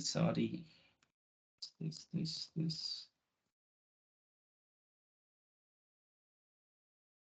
Hmm. Okay, so now what I need to do, I need to do the addition. Okay, I need to do the addition, or if I want to do the subtraction or division, anything if I want to do, I can directly use all the rest operators like plus, slash, or divide, or anything. If I'm using all these operators, so automatically, if both variables are holding the number data type, then only it will work properly.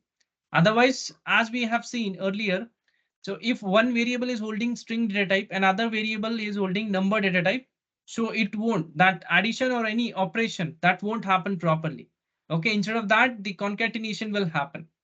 So if you want to make sure that nothing should happen in that case, so we have a data type. Okay, sorry, we have a couple of methods to the numbers. For example, if you take total dot.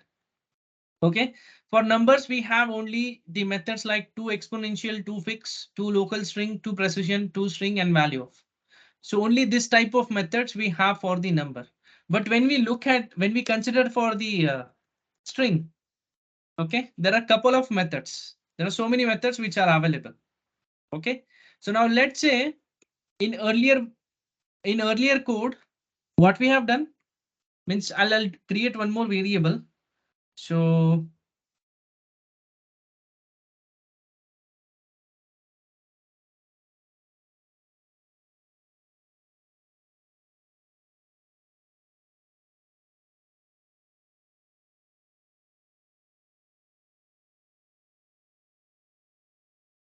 okay, now if I want to do the multiplication, okay, if I want to do the multiplication, what will happen, guys, here?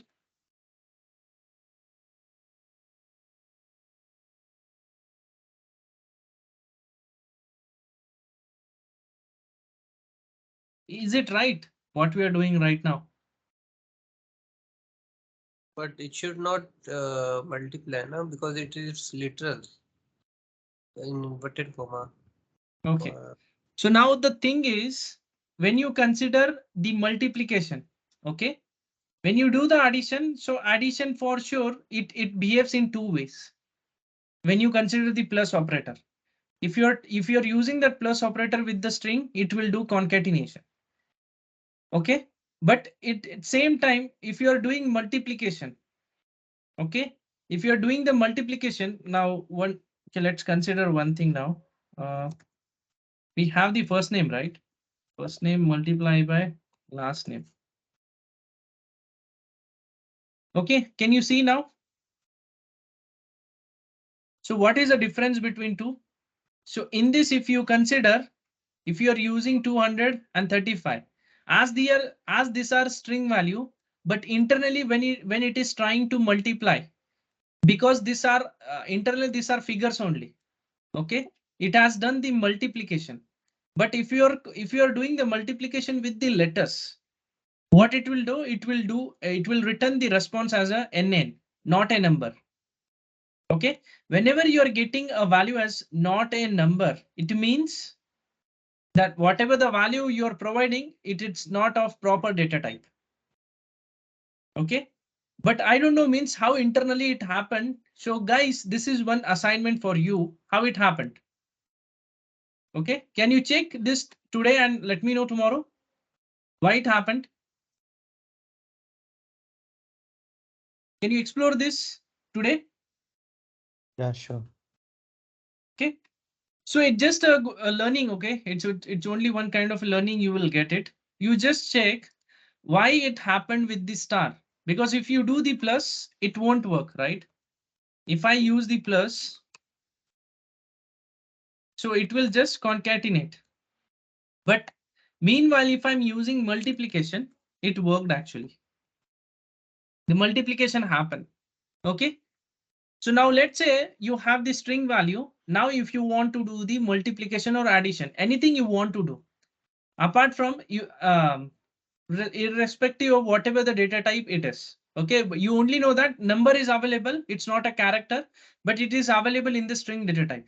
So in for the variables, means for the string variables, so we have a one method, right? Okay, I want to do the plus, right? I will write dot, sorry, we have one method number. Okay, inside the number you need to provide height. After that you write plus, and then again you will write number. Inside the number you provide weight. Can you see now? Okay, so there is one number method. So inside the number method, let's say I'm providing a variable which holds a string value. Okay, which holds the string value, but that string value, it has numbers only. Then only that type will be converted to the number. Okay, but now for the first name I know it holds the character values. But if I try to do the type conversion for the first name, can you see? We will get not a number. Okay, we will get not a number as a value, because it is not right, because how it can convert the alphabets to the numbers, right? Okay, so whenever you're getting NN, it means there is a problem with the type conversion and the type and the value that you are trying to convert into the different data type. Okay, that's a problem. Okay, so explicitly, if you want to convert any string value into the number, and that string value has the numbers only, okay, the alphabets, sorry, the digits are used into that string value, then only it will convert to the number. Otherwise, it won't, it will just return NN. Okay, so a number is one kind of a method which will help you to convert the value into the number format. Okay, so there is one more type, parseint. Okay, instead of number, I will use parseint. Parse float is also there, plus parseint is also there. Okay, so you can also use parse int. So it will work in the same case. Can you see now? Okay, so this will work. So there are two methods which you can use if you want to convert the string value into the number. So one is the number method, second one is a parseint. Got it, guys? Any questions?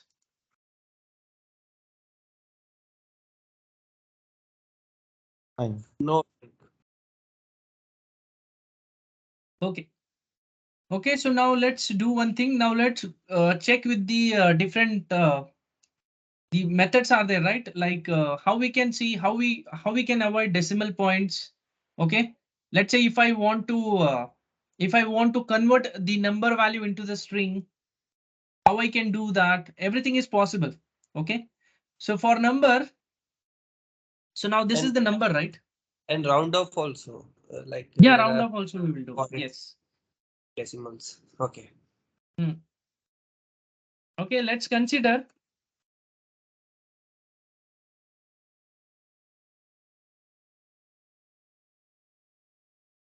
Let's consider you want to convert the number value into the string. Okay, let's consider you want to convert the number value into the string. Means, for example, in the height, if I'm storing as a 200. Okay, now I want to convert this value into the string. How you can convert? You can write height dot toString. Okay, so if you want to convert the number type to the string, you can use toString method. Okay, toString method, it will help you to convert the number value into the string value. Got it? Yes. Okay, so now let's see the type conversion. Let's see, there are a couple of methods. So I'm writing var.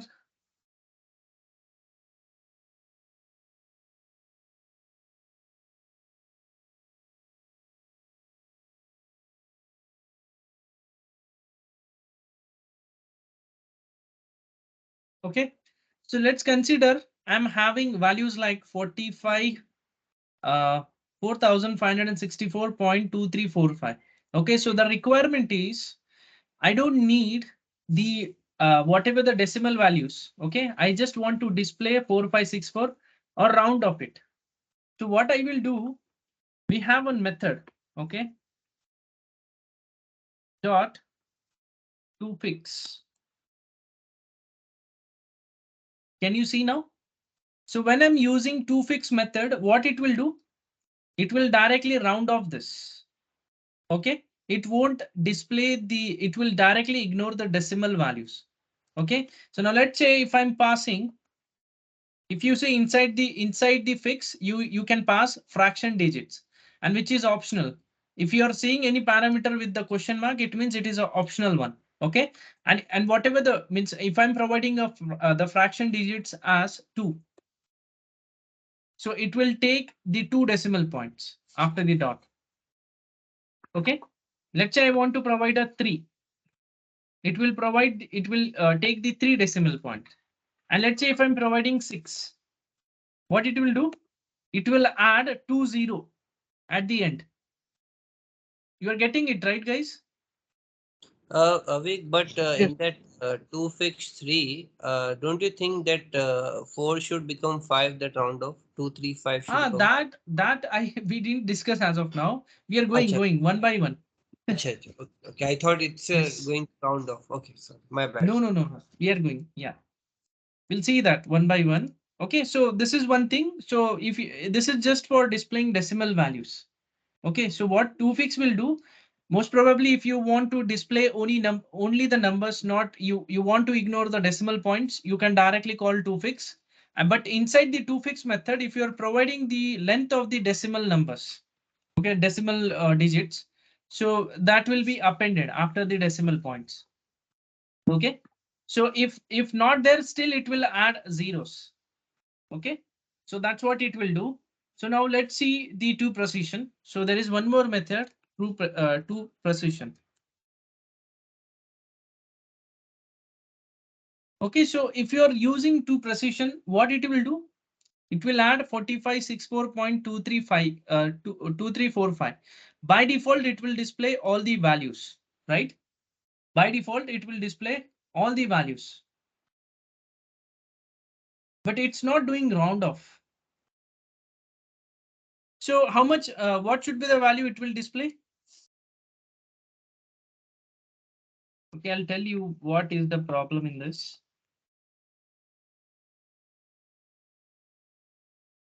Okay, let's consider 4564.45. Okay, let's consider this. And if I'm using toFix, sorry, 1 second.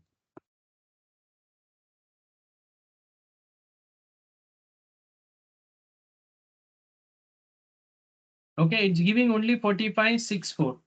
But if I'm changing a value, instead of 45, I'm writing 60.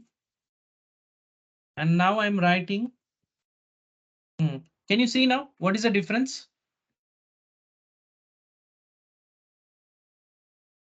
It is rounding of the value. Yes, it is rounding of the values. Okay, the values which we provided, it didn't round off because it was less than 50, right? If it is more than 50, then only it will round off 4565.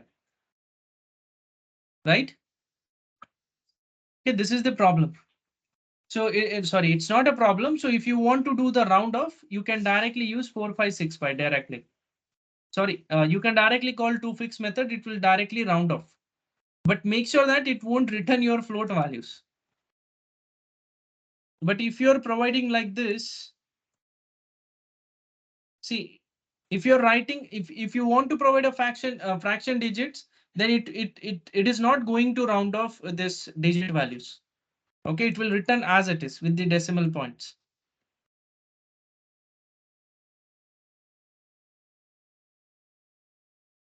Guys, any questions you have, or anyone pinged?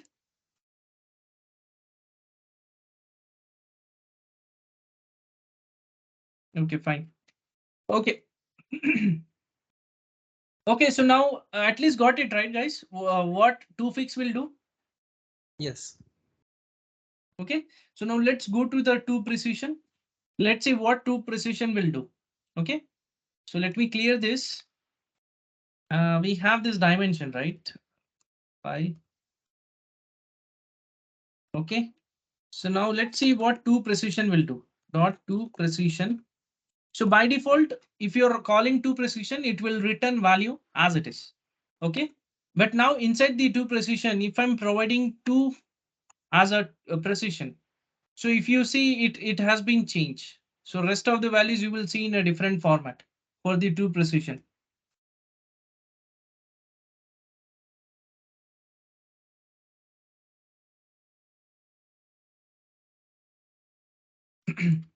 Okay, let's say if I'm providing 4, so it will take the 4 values. Okay, so if I'm using 5, so it generally start from the first character. Okay, and according to that, the rest of the characters, it will be automatically, it will be precised with the digits we have. So if I'm using 5, so whatever the digits I can see at the start, it will take, and after that again, it will take the decimal point. So how many characters it is? 0, 1, 2, 3, 4, 5. Okay, and if I'm providing 7, it will take rest of the 2 alphabets from that.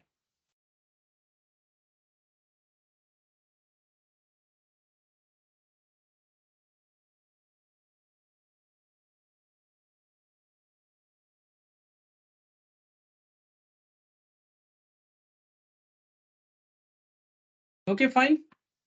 So guys, any questions?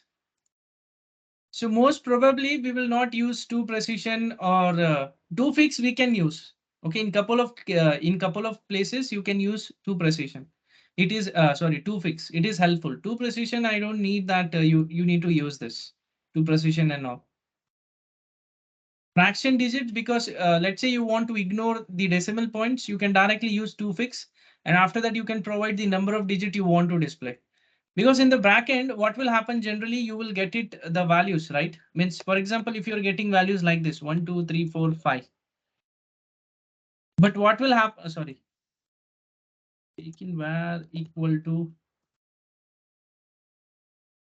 See, still I'm getting the values in 5349. But let's say if it is in string. If it is in the string. And if I'm writing a, or if I write parse float of a. So it will just ignore those 0 values. Okay, so there is one more method, parse float, but not required. Parse int and number is sufficient, and toFix also it is sufficient. We don't need to use this. Okay, so guys, any questions in the numbers? But if I want to prefix zeros, if you want to prefix zeros. Yes, yes. Example, I have 1, 2, 3, 4, 5 is the variable, and I want the length should be 10 with other 5 zeros as the prefix. So how can I do that? You want to prefix the zeros initially. Yes, sir. Yes, yes. Let's do that.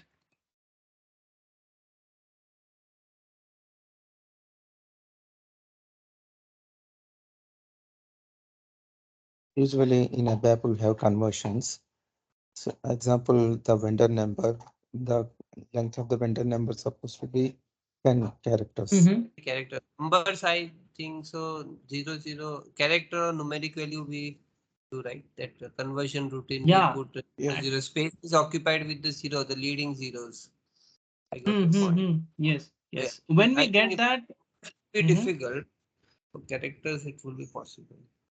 yes, yes. Actually, what it does means if you want to precede zeros, but why we want to precede zeros? Do we have For the such kind of valid, requirement in UFI?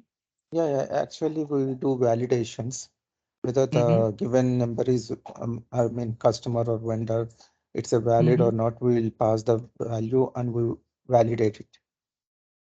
Okay, means for example, in the front end, if I'm receiving the value in this format. Actually, Yeah, Avik, tell what me, happened in ABAP? Yeah, in the background, in the database, those 10 characters. Okay, so out of 10 character, 5 character is having a code, but the remaining 5 that is occupied with the leading zero.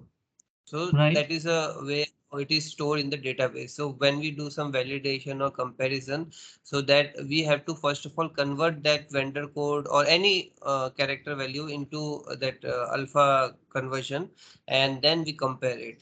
So we assume that over here also we need such kind of thing like zero leading zeros over here, or in the backend only we need to do. In Fiori we don't want to do that. We want to understand.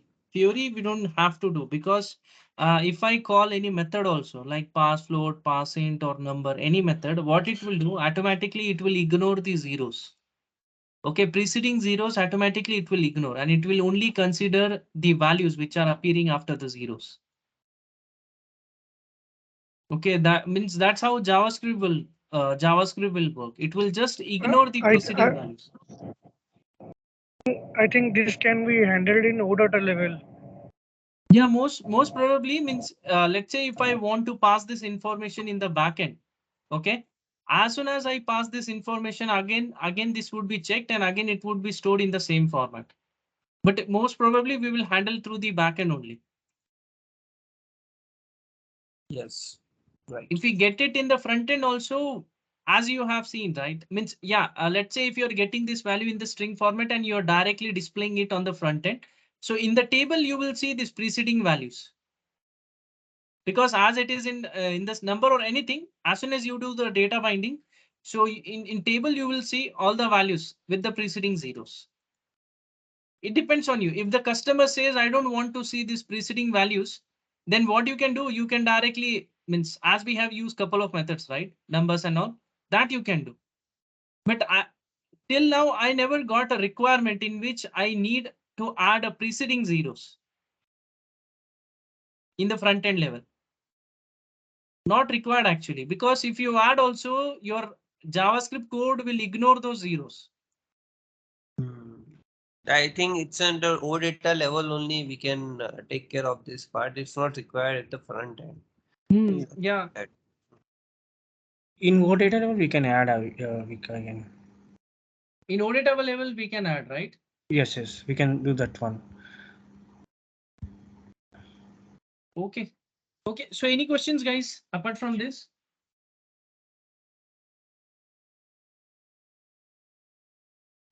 Avik, Yes.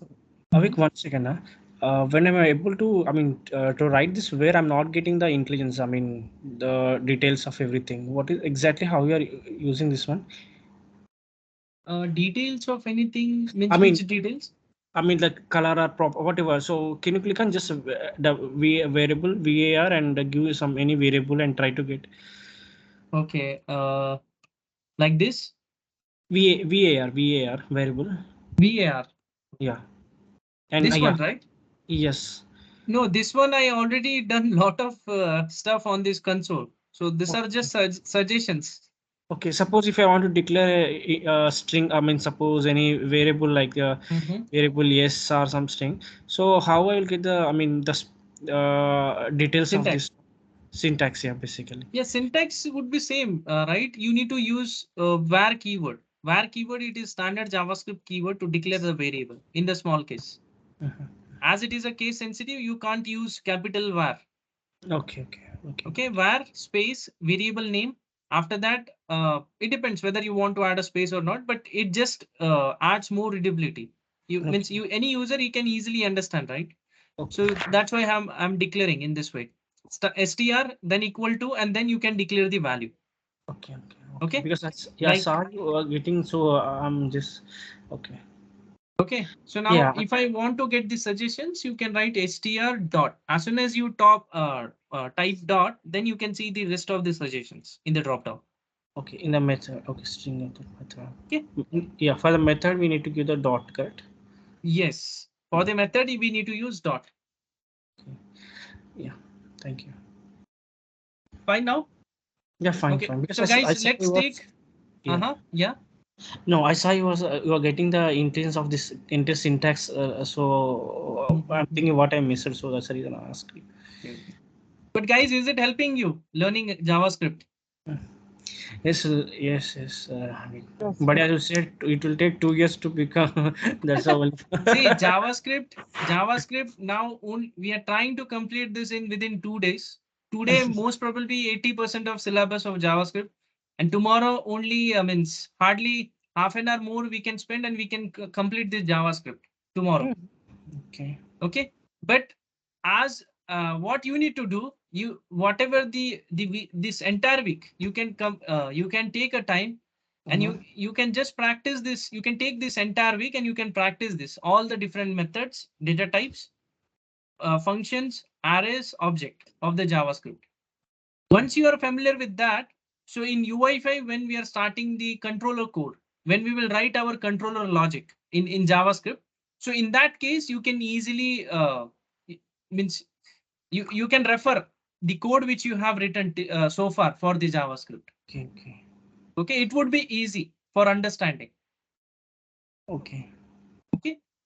It's not So that much that only for learning JavaScript it will take 2 years. No, like that, No, because in not like, UI5, yeah. I'm saying the completely UI. I mean, completely UI means, say, basic UI5 you will learn in 2 months. In 2 months you will learn basic UI5. But after that, some advanced things like smart control, CDS, okay, like writing complex logic, creating dynamic controls, implementing third-party APIs, okay, like creating data. custom control. OData, that's fine, because nowadays what I have seen so far, my experience, if you are a UI5 developer, most probably you will do only UI5 work. For backend, they will hire in the team. If you're working for a good organization, big organization, so in every team we will have a separate team. For OData, we have separate team. For front end, we have a separate team. Right? That is how it will work. Only in 100%, only 5% will be there, that in that case you are the only person that you need to create OData service, and the same time you have to work on UI5 application. Okay, my experience goes so far, means I also didn't get that much of exposure on OData level. Okay, because most probably UI5 developer will work on UI5 only. Okay. So this question, like as you said, so if you get more work on this, of course we will shine it. But if there is no work, like suppose we are basically ABAPers, we are working on ABAP developments only.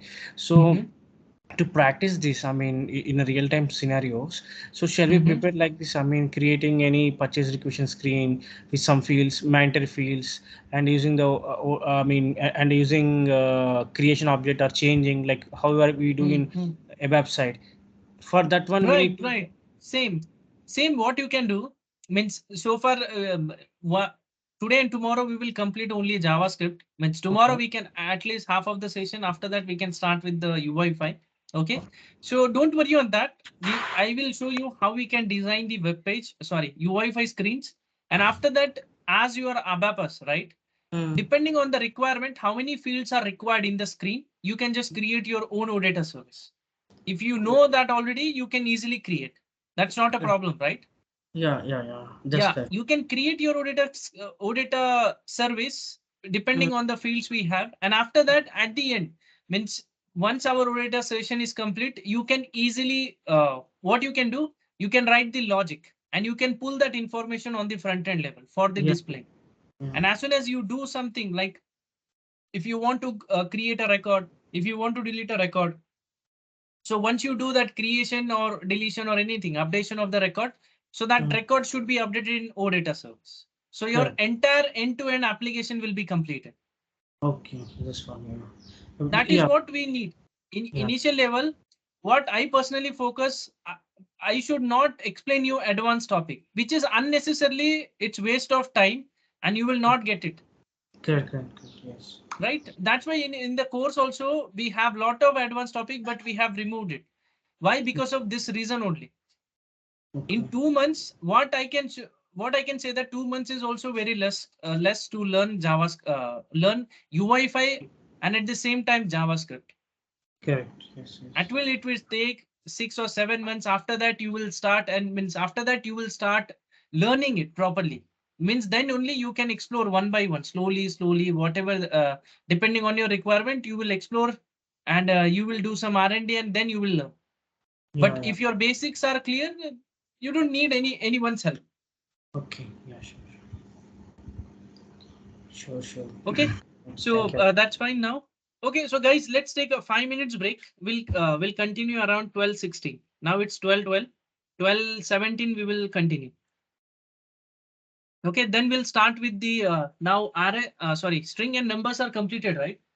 We'll start directly with the Boolean. Boolean is hardly to 5 minutes case. After that, we'll take arrays, and then we'll start with sorry. Then we'll start with the functions and then different type conditions.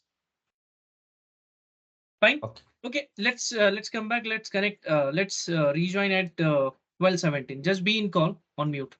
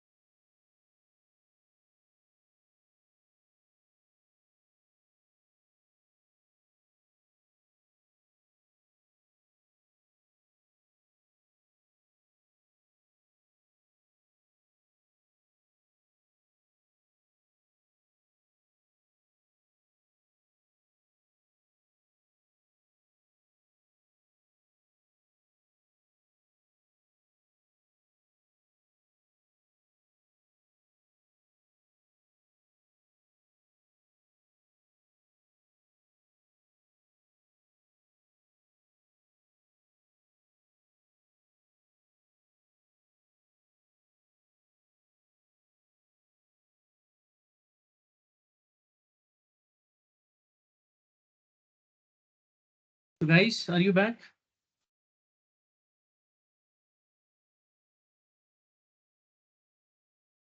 Yes, yes.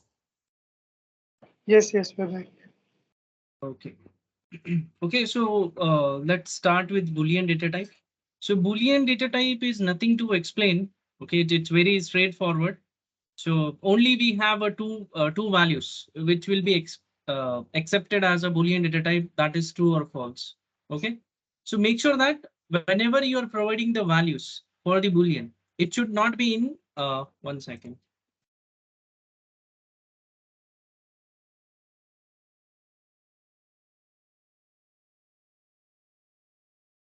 Okay. So whenever you are providing values in Boolean data type, it should not be passed in double quotes or in single quotes. So in double or single quotes, it will be considered as string data type.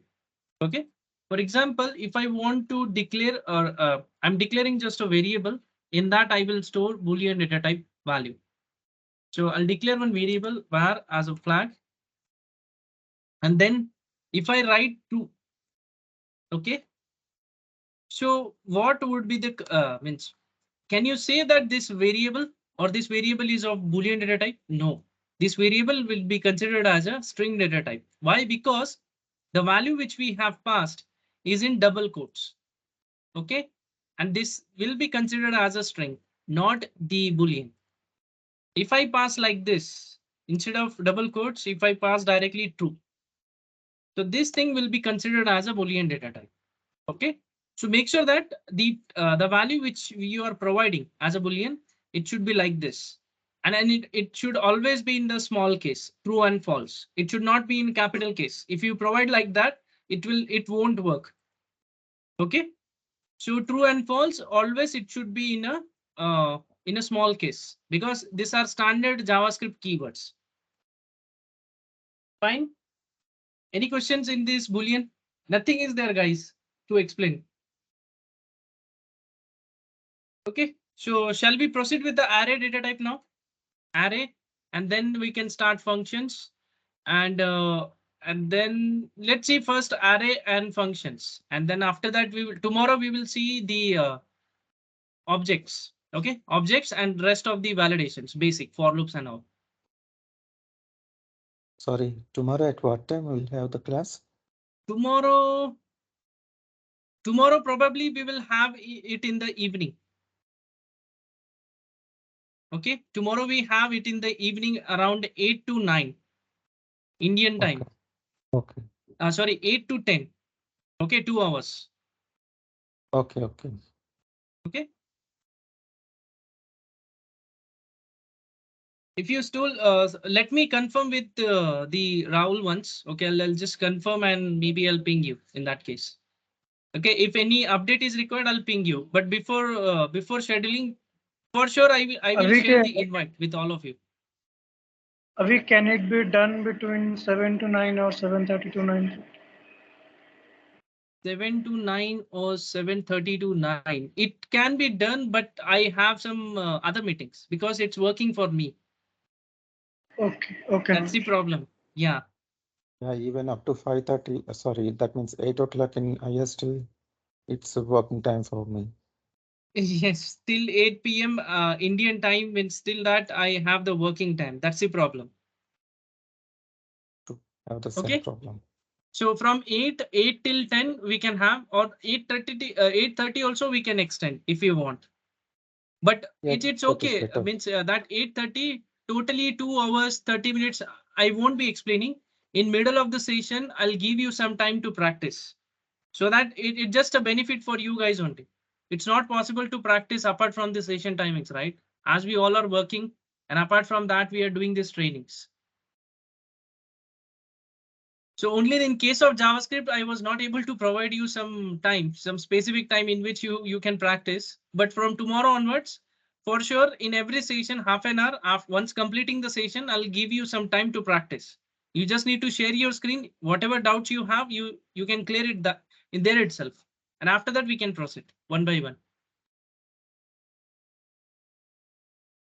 Okay, so let's go. Let's move to the next topic, RS. So what are the RS? arrays in the JavaScript are the spatial variables. Okay. When I say the spatial variable means a variable which can hold any type of data.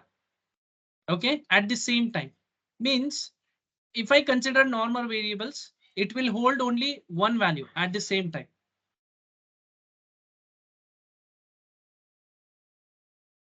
Okay. It will hold only one value at the same time. But let's say I want to store a value of a different data types in the same variable. That won't be possible with the normal variable. Why? Because it's not a spatial variable. Because it's not one kind of an array which can hold all that different values. So, but what arrays are do? Arrays in JavaScript are the spatial variable which can hold any type of data. Okay, any type of data it can hold. And on top of that, internally, it will act as an object. Okay, so there is no separate data type for the array. It is one type of object only in case of JavaScript. Okay, so for example, I will create one variable. Okay, so this is my variable in which I will be storing n number of values in this variable. So I'm storing, okay, the syntax of storing the values inside the array. First, you need to declare opening and closing square brackets. Inside the square bracket, you need to provide the values. So values, it can be anything, like it's not specific that only one type of data, only one data type values are considered. It can be any data type values. Okay, let's say at the initial level, I'm providing the value in the string. After that, I'm providing the values in the numbers. Okay, and after that, I'm providing the values in Boolean. Fine. So if I try to get, you can see how many records we have stored. We have stored 4 records. Okay, so the total values are at the 0th position, we have purple. At the first position, we have red. At the second, we have 10. And at the third, we have true. Guys, are you able to hear me? Hello? Yes, Avik. Yes, Avik. yes, sir. Yeah, sorry. Looks like somewhat in middle connection was lost. Okay. Okay, so we have stored how many? 4 values. And if you look at the values, the way we stored, each and every values are identified through the index number. Okay, so in arrays, values are stored based on the index numbers. Okay, and if you want to access the values from the array, so it can be accessed through the index numbers. Okay, without index number, you cannot access the value inside the arrays. Okay, so that is very important thing in concept of arrays.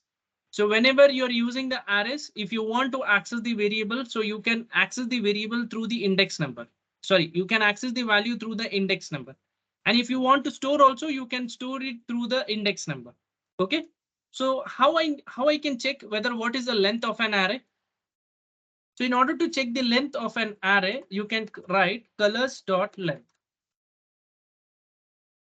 Okay, so this length property, it supports to string value and it also supports to array values. Okay, so total length of array is 4, but make sure that index number will always start from 0. That you always need to take care. Okay, in case of string and in case of arrays, the index number will always start from the 0. Okay, so now how I can access these values from an array? If I want to access the values from the array, I will write colors. Then I will use square bracket, and inside that I will provide the index number. Okay, this is how I can access the values inside the array. So let's say I want to access the true value from the third position. So which is at the index number 3. So I can directly write 3. So it will take that value and it will bring. Fine. So this is how it can work, or it will work if you want to access. So now let's say I want to remove the element from an array, or if I want to add a new element into the array.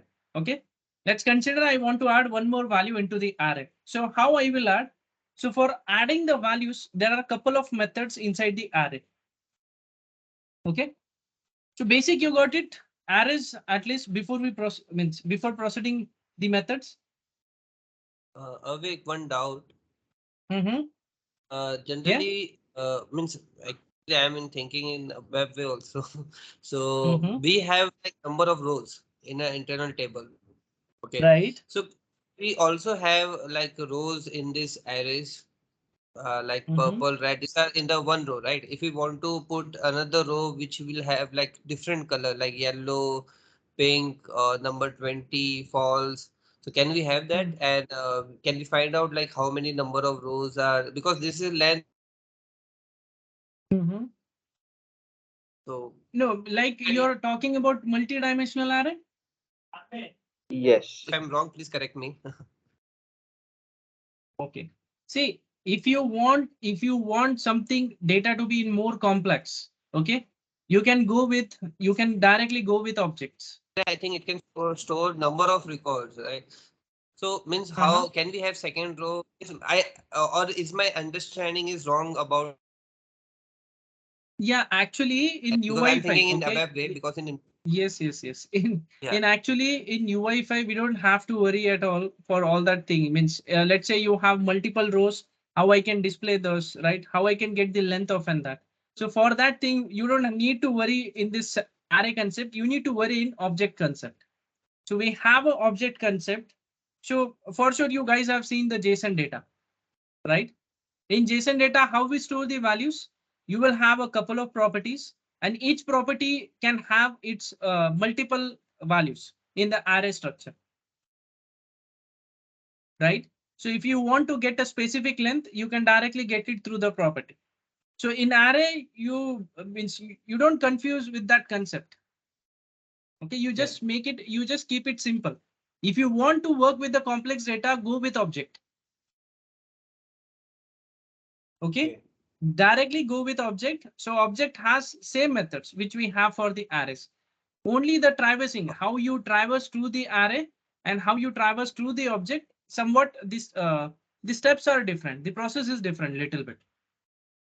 Okay, that's why what we Okay. will So do first, we will complete this. Yeah. yes. Okay. Yeah, tell me, Manish. I was thinking like in coming classes we can see those examples like through O data we'll get multiple records. So how you're storing that in a Yes. variable. All So that that we will time we see. will yeah. Yeah. So currently we'll focus on array basic concepts only. Yeah. Sure. Okay. So Okay. don't Yeah. worry, guys. I'll make sure that whatever it's possible, I will share. Okay. I'm not saying that after once the trainings are completed, I won't help you. After this trainings also, if you need any help, you already have my WhatsApp number. You ping me after completion of training also. In any case, yeah, I know that. See, at least for 2 to 3 months, you need a helping hand. So I can help you in that case. Okay, fine. That will work. Yes. Thank you. Yeah. Okay, so yeah. So now let's say I want to add a new record into this array. What I can do, I can write colors dot push. Okay, there is one standard method for the array is the push. So what push will do, it will add the element at the end of the array. Okay, it will add the element at the end of the array. So if I add, sorry, yeah, colors dot push, inside that I'm adding one more color. Okay, so what it will do, as soon as you type, it will in response, it will return updated length of an array. Previously it was the length was 4, now the length is 5. So if I again type colors, I will see the green is added at the end of the array, means at the last index number, the green is added. Okay, so this is how it will work and this is how we can add. But now let's say I want to add element at the start of an array. I don't want to push it at the end. I want to bring that element at the first position. Okay, every time I want to add a record, it should be added at the first. So where this concept can be useful. So I hope you guys have seen lot of SAP applications, UI5 applications. So in which you will see a blank table and you will have one add button on the top. I hope you have seen this that kind of example, right? So as soon as user will click on add button, a row will be added inside the table. Right? That kind of example, have you seen that, guys? Any UI5 applications or anything till now, based on your experience, have you seen a table which will add a record if you click on the add button, and Yes, that record will always appear on the top? Okay, how that will appear? That will appear because of this concept only. Okay, so for adding every time if you want to add an element at the start, what you can do, you can add colors dot unshift. Okay, so it will always add elements at the start of an array. Okay, so now if let's say if I want to add orange at the start, so it will make sure that it will also return the updated index number of the array. And if I see the response, you will see orange will be added at the first index number. Right? Can you see that now? So how that is happening? Because of unshift method. So unshift, it is a method which will push the element at the starting position, at the start of an array. But when you use push method, it will push the element at the end of an array. Okay. So now how to remove? So for removing elements from an array also, we have same methods. Like for push, we have pop, and for unshift, we have shift method. Okay. So now let's say I'm writing shift method. So what it will do, it will remove the first element from an array. So now if you look at the colors, you will see orange is removed now.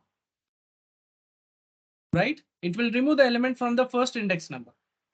So if I write colors.pop, so it will remove last element from an array. Okay, guys, got it? How to remove and push the element? Yes, Yes, yes. sir. Any questions in this? In this method? Okay, so assignment would be you need to check this. Okay, you need to practice this. Array is very important because in SAP UI5, most probably all the logic the data that we will be working in UI5, it would be JSON object. And in JSON object, the data will be stored in the array structure. Okay. So maximum time we need to work with the array structure. So in that case, you should at least have the basic knowledge about what are the different methods available for the array. What will happen if I call unshift method? What will happen if I call shift method? Okay, so this is very important. Now, without arrays and without object concept, you can't work with UI5. You cannot work, and you cannot build UI5 application. Okay, this is must. Okay, so fine now. Now let's move to, okay. So this is just one kind of a methods that you can do all this. Okay, so now let's say you there are a couple of other requirements also. Means, for example, you can also use convert. You can also use join. There are a couple of methods which you can use. For example, let's say I'm calling colors dot join.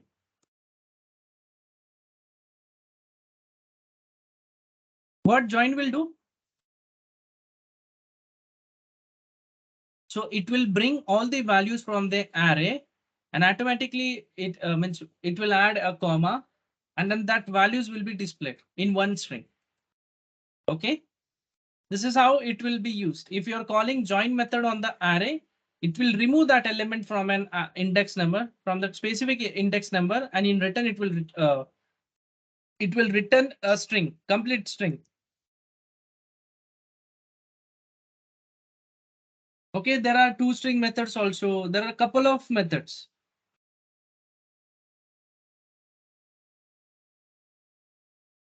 Okay, 1 second. I'm just checking.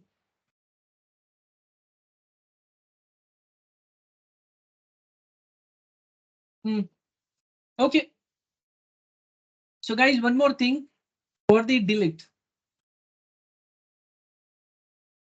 Okay. So guys, let's say I want to delete a record from the specific index number. So how I can delete that? For example, I want to delete red. Okay, I want to delete a red value which is falling at the which index number? It is falling at the first index number. So if I want to delete the red value from that particular index number, I need to write delete colors, and for that inside that I will provide the index number 1. Okay, so it will return true. True means that value is deleted.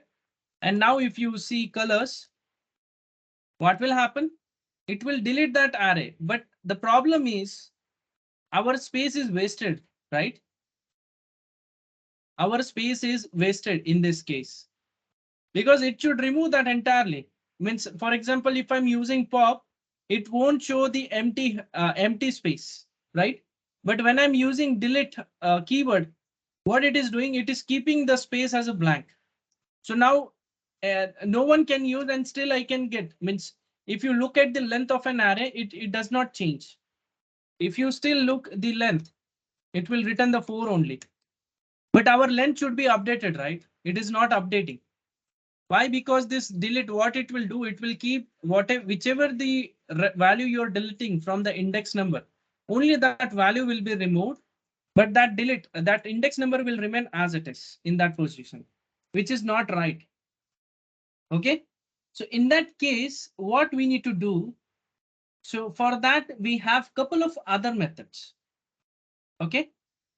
We have couple of other methods like splice. So splice method is very important. One of kind of method which you can use whenever you want to add an element from a specific index number, whenever you want to delete an element from a specific index number. Okay. So I'll show you only once, only basic how I can add and delete. Rest you need to explore. So today's assignment would be, so just note it down, guys. Okay, assignment is concat method you need to check for the array. Okay, how you can concat two arrays in a single array. How you can merge two arrays in a single array, that you need to do concat method. After that, you need to look at the slice method of an array.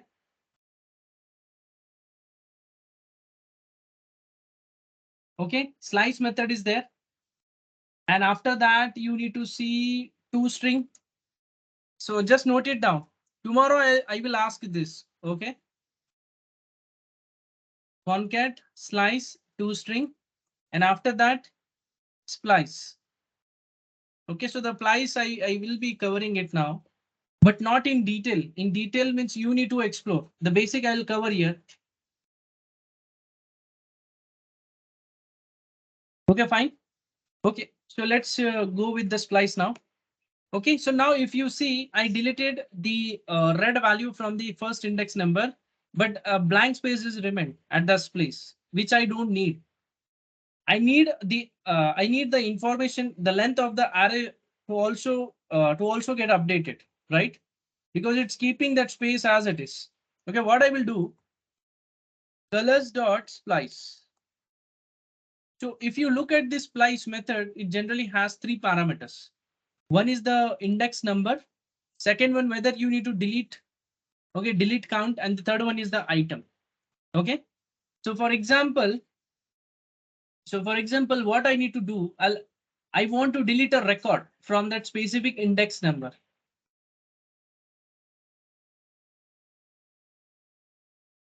Okay. So for example, if I'm writing index number 0 and I'm writing 0,1. Okay. So if I write now colors, what is happening now? So from 0, this is the index number, and 1 means whether you want to delete it or not. Are you getting it? Okay, 1 means it will make sure that if you are passing 1, it will make sure that you are deleting that value. So if I'm writing like this, for example, from the 0, I'm writing again purple.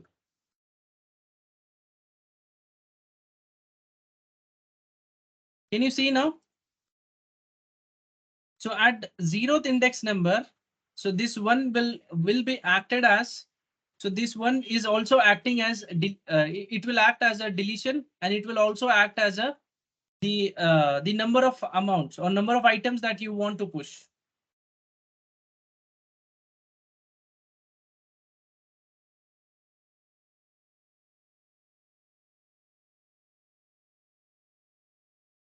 One second, guys. Just give me a minute.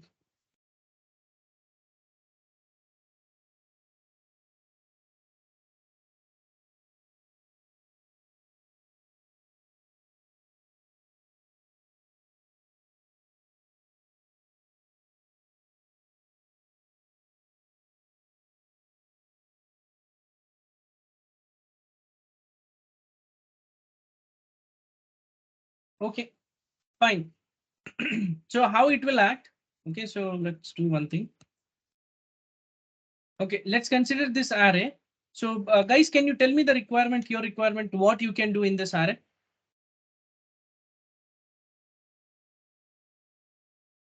Let's say as a beginning, means let's say I want to add an element, means instead of in between purple and 10. Okay, in between purple and 10, I want to add one more value. Okay, so how I can add that? Okay, so let's say I'm adding colors dot splice. Okay, so in the start, I will add the index number. Okay, let's say I want to add it at the first.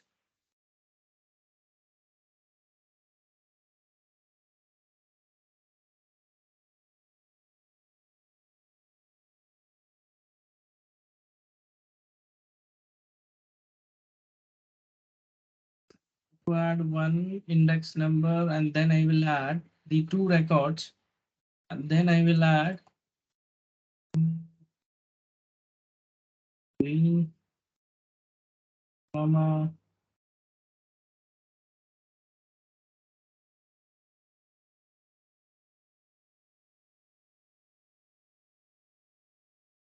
Can you see now what happened here? So when I added 2 elements, okay, so this 1 and 2, it got replaced, right? It got replaced. Now how we can achieve this? How I can add 2 more values in between purple and 10?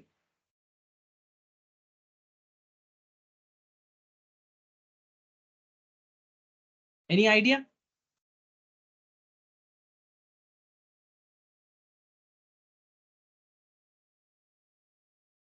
No idea. Guys, in above, do you write all this code or logic? Can you repeat the question, Avik? My network got.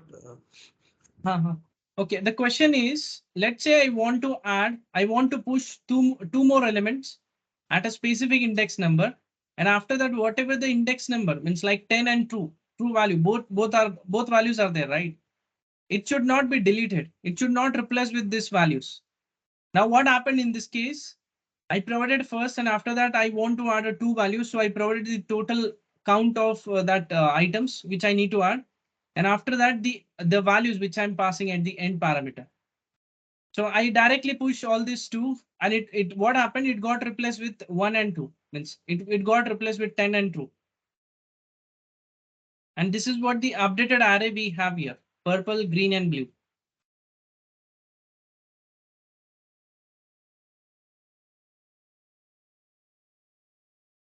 Okay, so we don't want to replace, we just want to insert the record. Yes.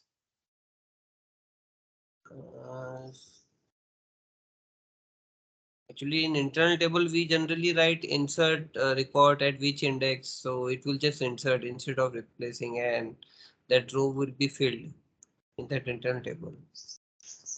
Hmm.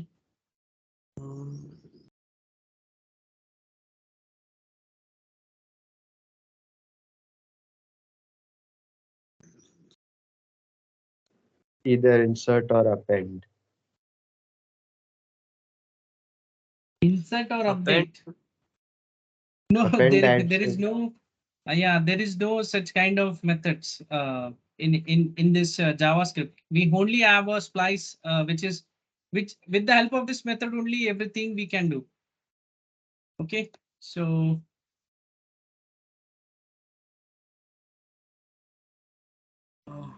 I just provided the index number. It's like suppose we are getting a data from backend like a four fields. So you want to add one more additional field in UI, then we can use this splice. Yeah. It means if you want to add more fields into this array, you can directly use push method. So it will be added at the end. So basically, Okay. in a website we used to for like when we're getting the data like a 2-3 fields and we are going to insert some. Yeah, so for insertion new data into this array, you can use push or unshift. Push or unshift. The two methods we can use. Okay, but for sure, in array, if you look at if I want to add or if I want to, what I have seen so far, if you're using splice, okay, how the splice can be useful. So for example, let's say I want to update the value in a first index number. Okay, you just need to provide the index number, and after that you can provide the values. Okay, so what will happen for that particular index number, a value will be updated. Okay, because if you are using with the table, means in future we will be working with the table, and that table will hold JSON data, and that JSON data is available inside the array, right? So the requirement is I want to update the second record. So basic purpose where this splice will fulfill is in two cases. Let's say you want to update the second record. So what it will do, it will directly update the second record. You just need to provide this index number and you provide the updated value. That value will get automatically updated.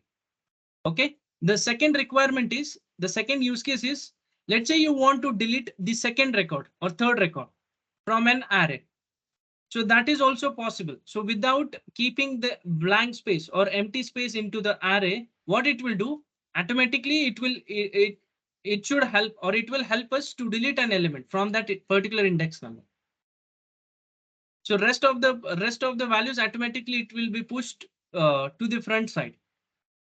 Okay, and we will get the updated value. So splice where you can use whenever you want to see when because dynamically if you want to delete or if you want to add a record or if you want to update the record, in that case only you will use splice method. Okay, so where I can use this splice method in UI5. So I have a table of records. Okay, I can see. Okay, one second, we open this. I'm just opening a UI5. Okay, I'm searching for the table here.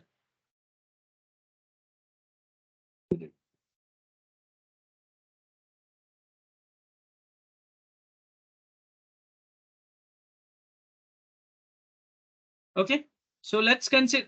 Oh, one second.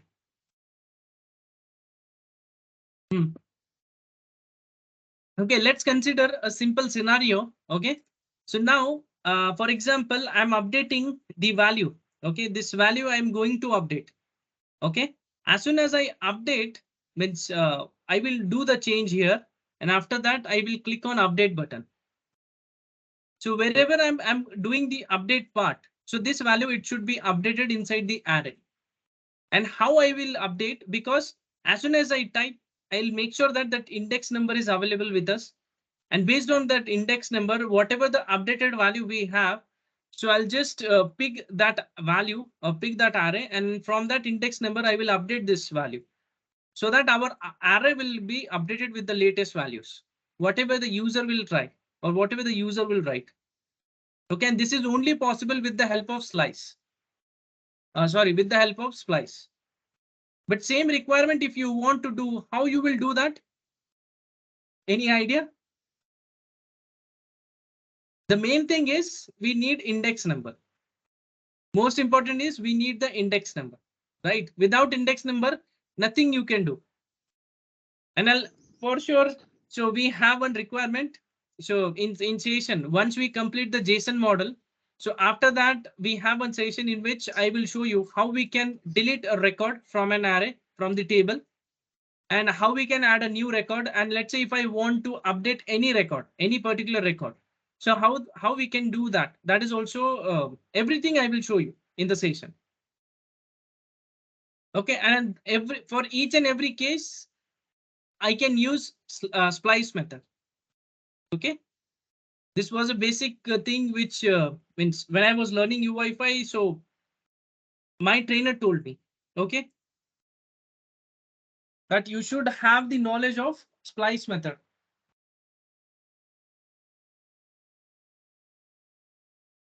Okay, so guys, till now it's fine that how we can add. So this index number, it plays very important role, and today you need to explore the splice method once. Okay, so tomorrow can you guys explain me the splice method for 5 minutes? Sure. Can you? Yes. Okay. So assignment is, I already pinged you a couple of methods, right? Which you need to explore. And apart from that, you need to explore splice method, what it does. What are the different parameters? Okay, this is very important. That's why I'm telling you. Okay, because if you are exploring, then only you can learn this. Okay, fine. So hardly we have 7 more minutes. So shall we start with the function concept? 10-15 minutes it can be completed. So after that we can close this call. Fine. Thank you, Avik. And please ping the timings No. for tomorrow class. Yeah, for tomorrow. Yeah, tomorrow I'll just give me 10-15 minutes. Okay, 10-15 minutes. Just give me. I'll share the invite with you. Okay, I'll just create one more Sure, meeting and sure. I'll share the invite. Sure. Yeah. Okay. Okay, so let's start with the functions. So as the name suggests, function, what it does in any programming language, a function, it is like a piece of code or a block of statement that you will write inside the function and which will get executed when you call that function, right? When a function is executed, so whatever the block of code or the statement that we write inside the function, that will be executed. So main use of function is it can be reused. Means a same piece of code if I want to use in couple of places. So instead of writing each and every place, what I can do, I can directly call that function. So that as soon as I call that function, automatically that code will be executed and it will return the output. Okay, when it comes to the function. Okay, so same meantime, the function can also expect, I mean, it will also accept the couple of parameters. Okay, you can also pass the parameters to the function. You can also pass values to the function, right? So as soon as you pass the values or any arguments, so it will take the values from those arguments and after that it will update. It will pass that information in the code or the logic that we have written dynamically. Okay, so let's see how the functions are declared in JavaScript. Okay, so whenever you want to declare a function in the JavaScript, you need to use function keyword. Okay, so there is a standard keyword provided by the JavaScript for the function is the function keyword. Okay, so the function f should be in the small case. So this is a function keyword. And after that, followed by the function keyword, you need to provide the function name. So function name, it's similar to the variable name. Okay, it should not start with any digits. It can start with some special characters. That's fine, but make sure that you always it should start with the underscore. That is also fine. It should start with the characters. Okay, so for example, I'm writing one function get total length. Okay, so my function name is get total length. Okay, so get total length, if you see the naming convention of the function, it should follow camel case. Okay, get total length. So the function name, it should follow camel case. After that, I'm going to provide. So after this function name, you need to use parenthesis. Okay, this is must. Then only JavaScript will identify that this is a function. Okay, and after that you need to use opening and closing curly brackets. Fine. So now let's say I'm writing console.log here.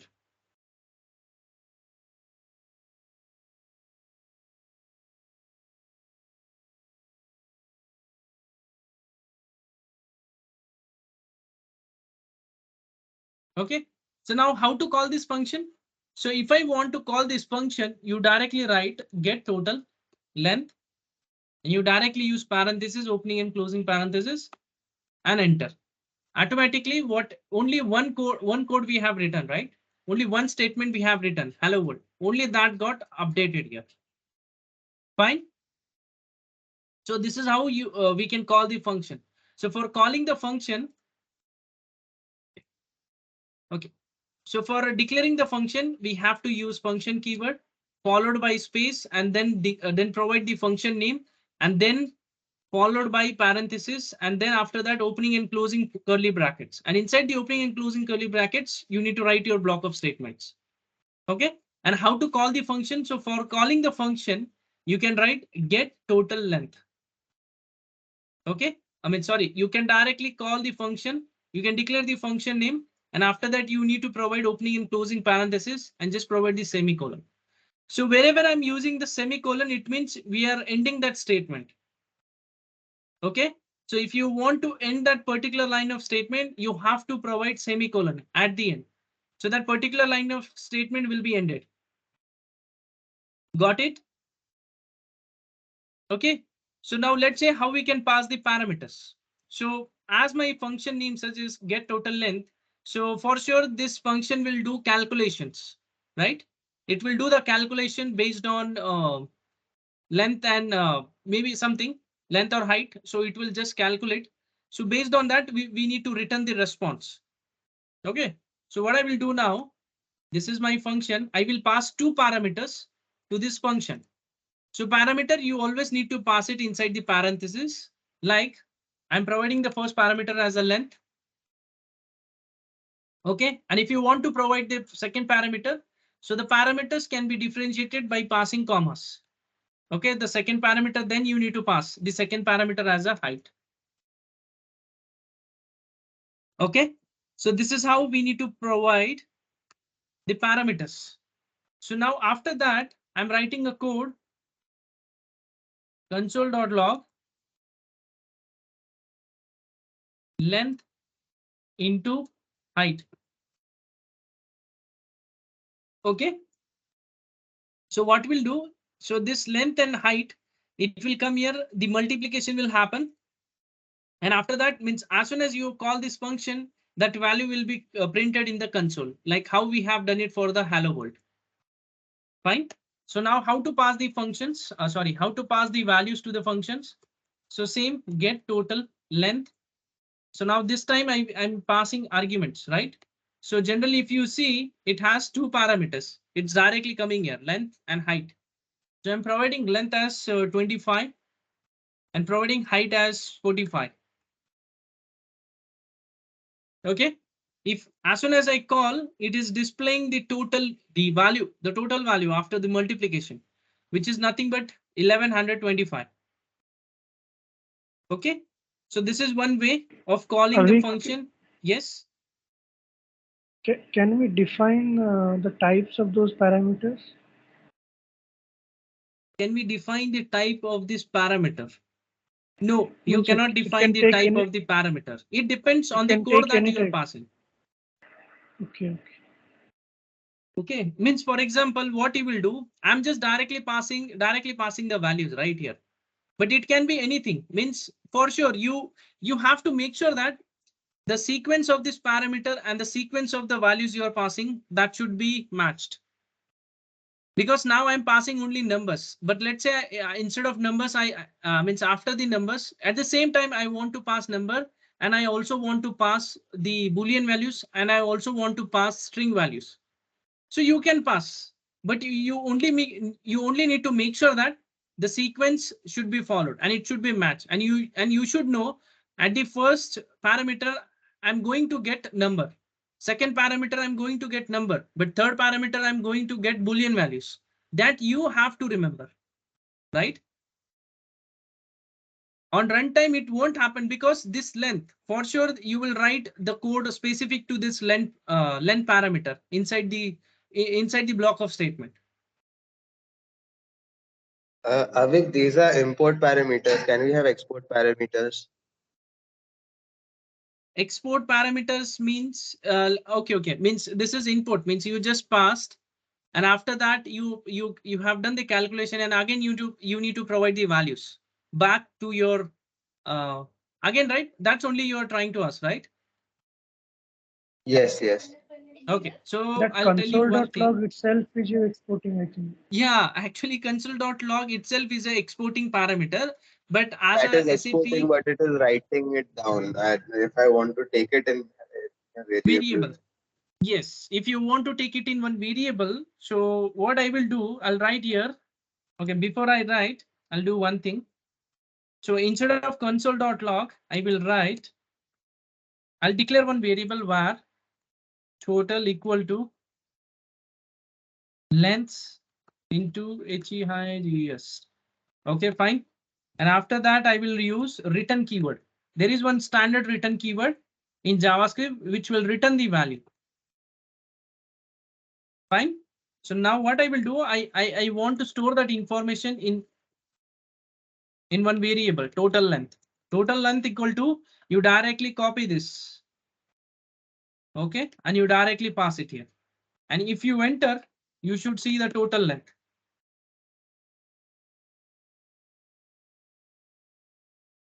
So total.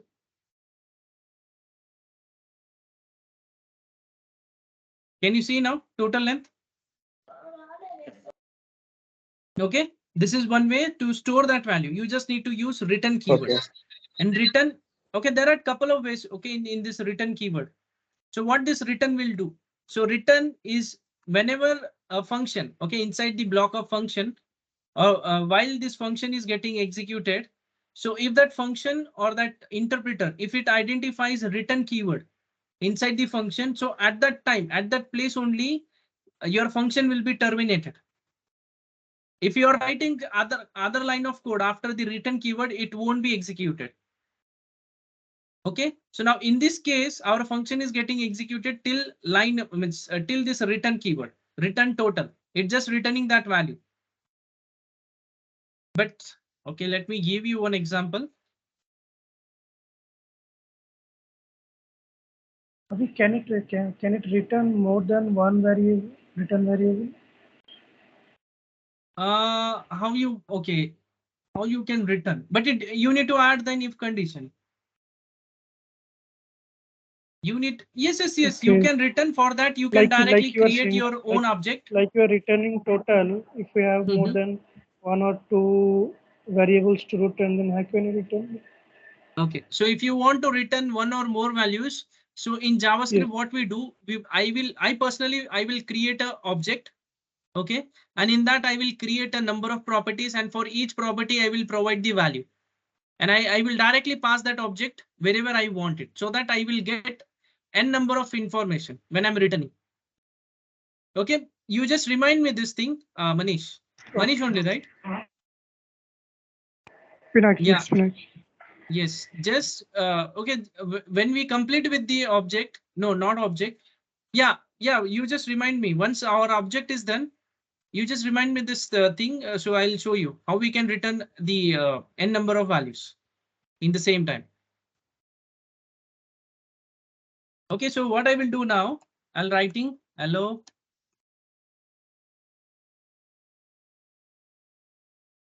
Okay, so now what I will do, I'll call this get total length.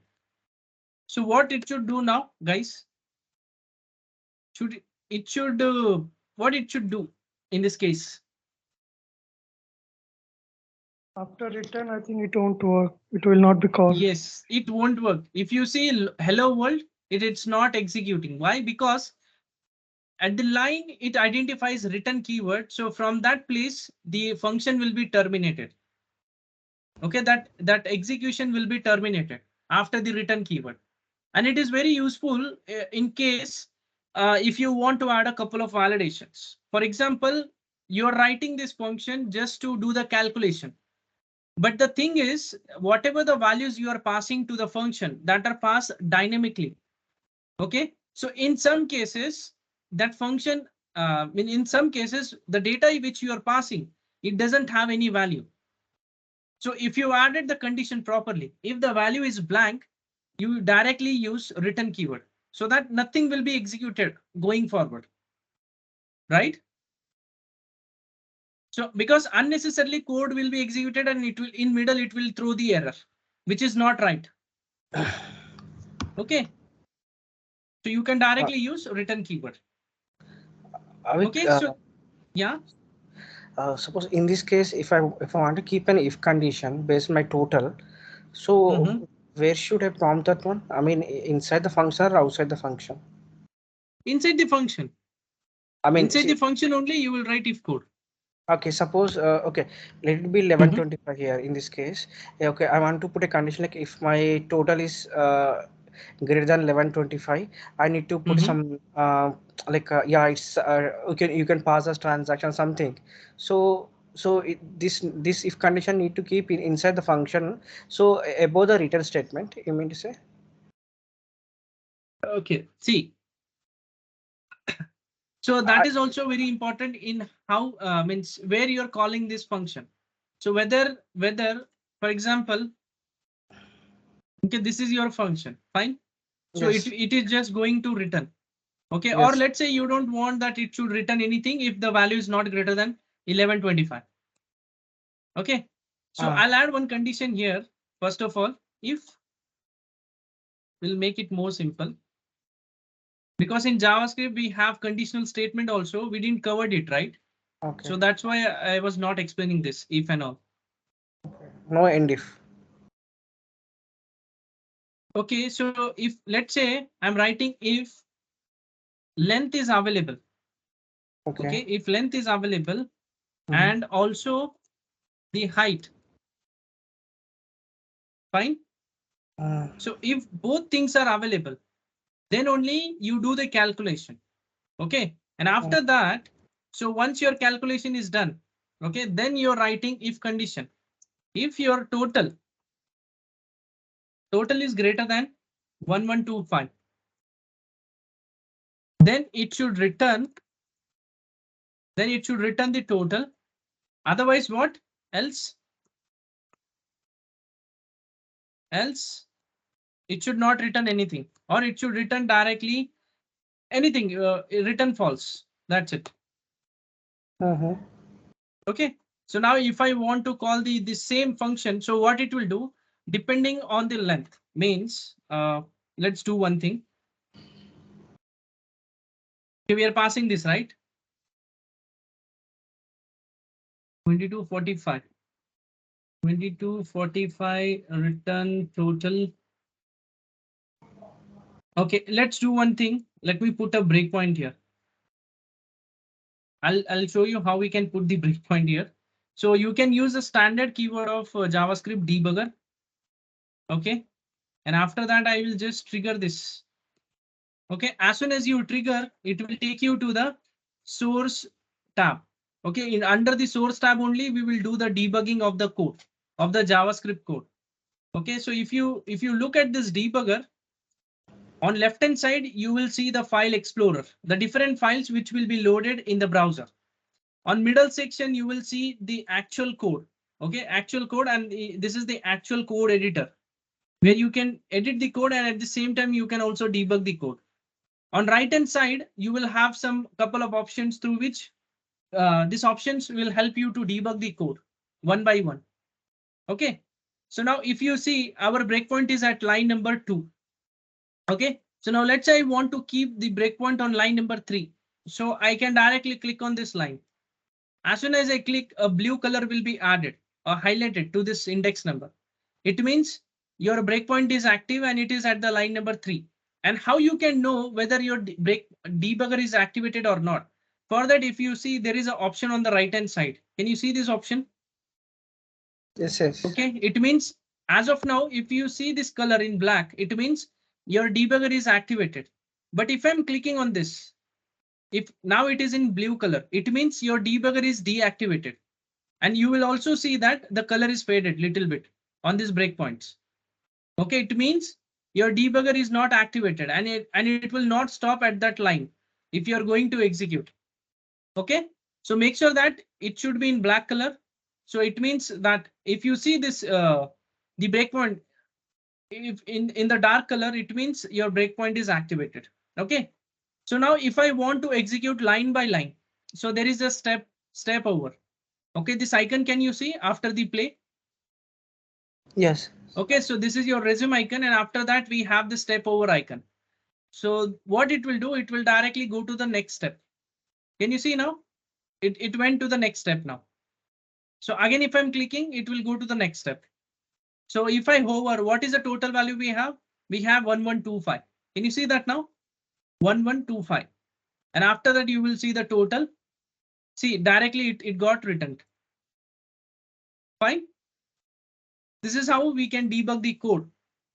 Okay, let me do one thing now.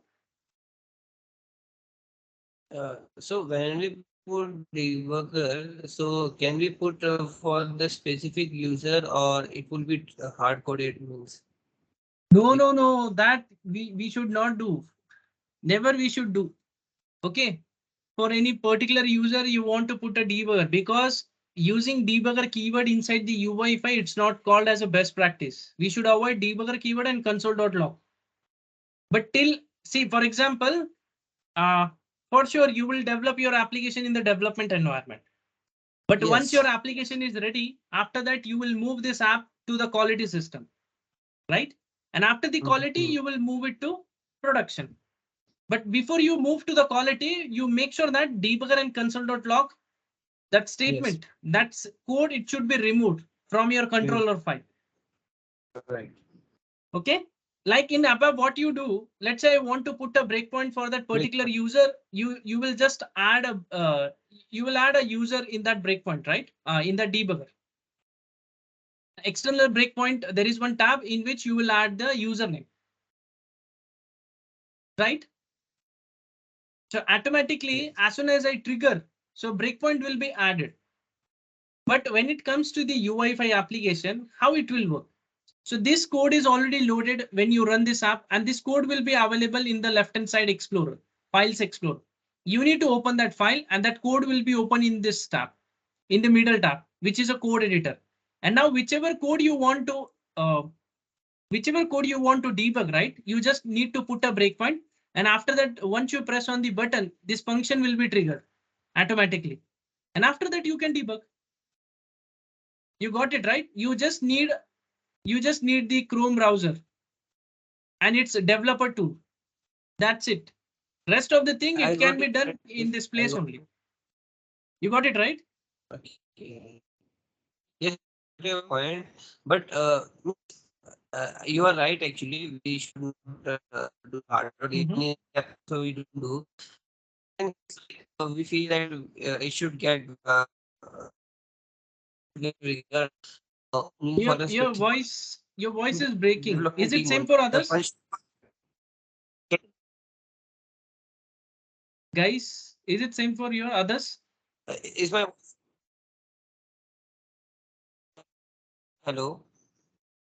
Yeah, Am I audible now now? it's fine. Yeah, now it's fine. Manish. Okay. Actually, I'm in remote area, so sorry for this. Okay, It's so okay, my it's okay. question is that so sometimes in this in the development when we do some development of a application, so we just want that for the like from the web we have some IDs. So only for the web part it should get triggered. For functional part, if they want to test something in development, so that time that debugger should trigger. So I was just this did debugger and No. Manish, names again, your in voice is this. breaking. Okay, I'm sorry. Can you hear me now? Yeah, see, Audible? now it's fine, but again in middle, Hello. it will break. Okay, that's fine, Manish. Okay. Okay. whatever your question is, you can just ping me in chat. Maybe after that we can go through it.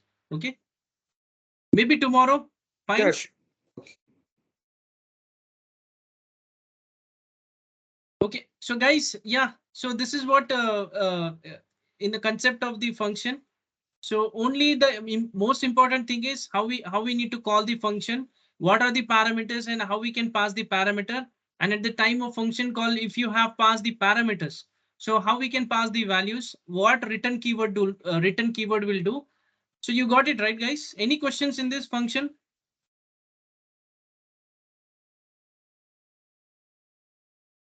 Any questions? Any queries? Yeah, Avi, just a last question.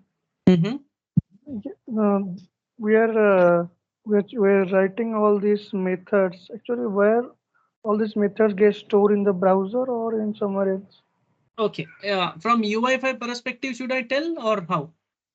Yes, means like in ABAP, we implement certain methods and we're calling it back. Those methods will get stored in the ABAP application server, like like like that, Right. where all these UI5 related methods get stored.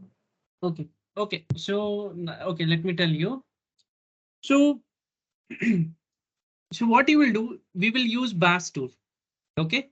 So we will write a code in the cloud, right? For that application, and that code will be available in that respective project folder. Okay. When you run this app, so that application is already running in the browser. That BS tool, we will use it in the browser only. And that inside that tool only we have that project. So when you run this application on the browser, in the new tab, your application will load. And then in cache, in browser's memory, that file will be loaded on the left-hand side under the source tab. Okay. So now as soon as you click, so that code will be available on the right-hand side. So you got it right. Where is that code will be stored? At the end, your code is available. If you're trying to debug, so that code will be available in the browser's memory. Okay, if you're trying to debug. Once we call this function, after that this function we can see in the source tab. Yes. See, we will write code in JavaScript file. And in that JavaScript file, it's not that you can declare only one function, you can write 100 of functions. So as soon as you open that file into this, you will see 100 functions in the same place. So the code should be always available first, then only it will be executed. Yes. Okay. You got it right? Because this code is required. It should be loaded first, then only the application will run. Because let's say I'm clicking on the button, and if you say that this function itself is not available, then what will happen? It will throw the error. Okay. So as an application, whenever I'm trying to run any app, a respective supported files or whatever the files are required for that application, it will be loaded first in this source tab of the console. Means whenever you want to debug, you will see that applications loaded in the source tab. And after that only the rest of the code, it will work and it will be work. So guys, don't worry on this. Okay, how it will work. So tomorrow we have this UI5 section. After the UI5, we will be starting with the controller. In controller, if I want to debug the code, I'll show you how we can debug the UI5 code in the browser. And then we will also parallelly, we will also see this network tab, how it will work. Okay, how the files are getting loaded. Each and everything we will discuss. Is it fine? As of now, just focus on the function. Have you understood the function? Yes, sir. Okay, so don't worry on that, how the function is getting loaded in the browser, how we can put the breakpoint, which user we can use. Don't worry on that. We'll see one by one slowly. Okay, so guys, no questions. So maybe it's too late actually. 20 minutes. We are late now. We have extended this call. Can we get the recording today or tomorrow? Today only. Now also, see that recording will be available in that itself. what I will do, I need to download that recording. I'll export. So maybe in 3-4 hours, that recording will be available with you. Fine. Okay. Yeah. Thanks. Okay. Okay, guys. So then, thank you.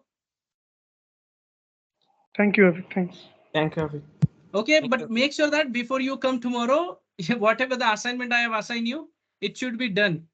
That's very important. It's not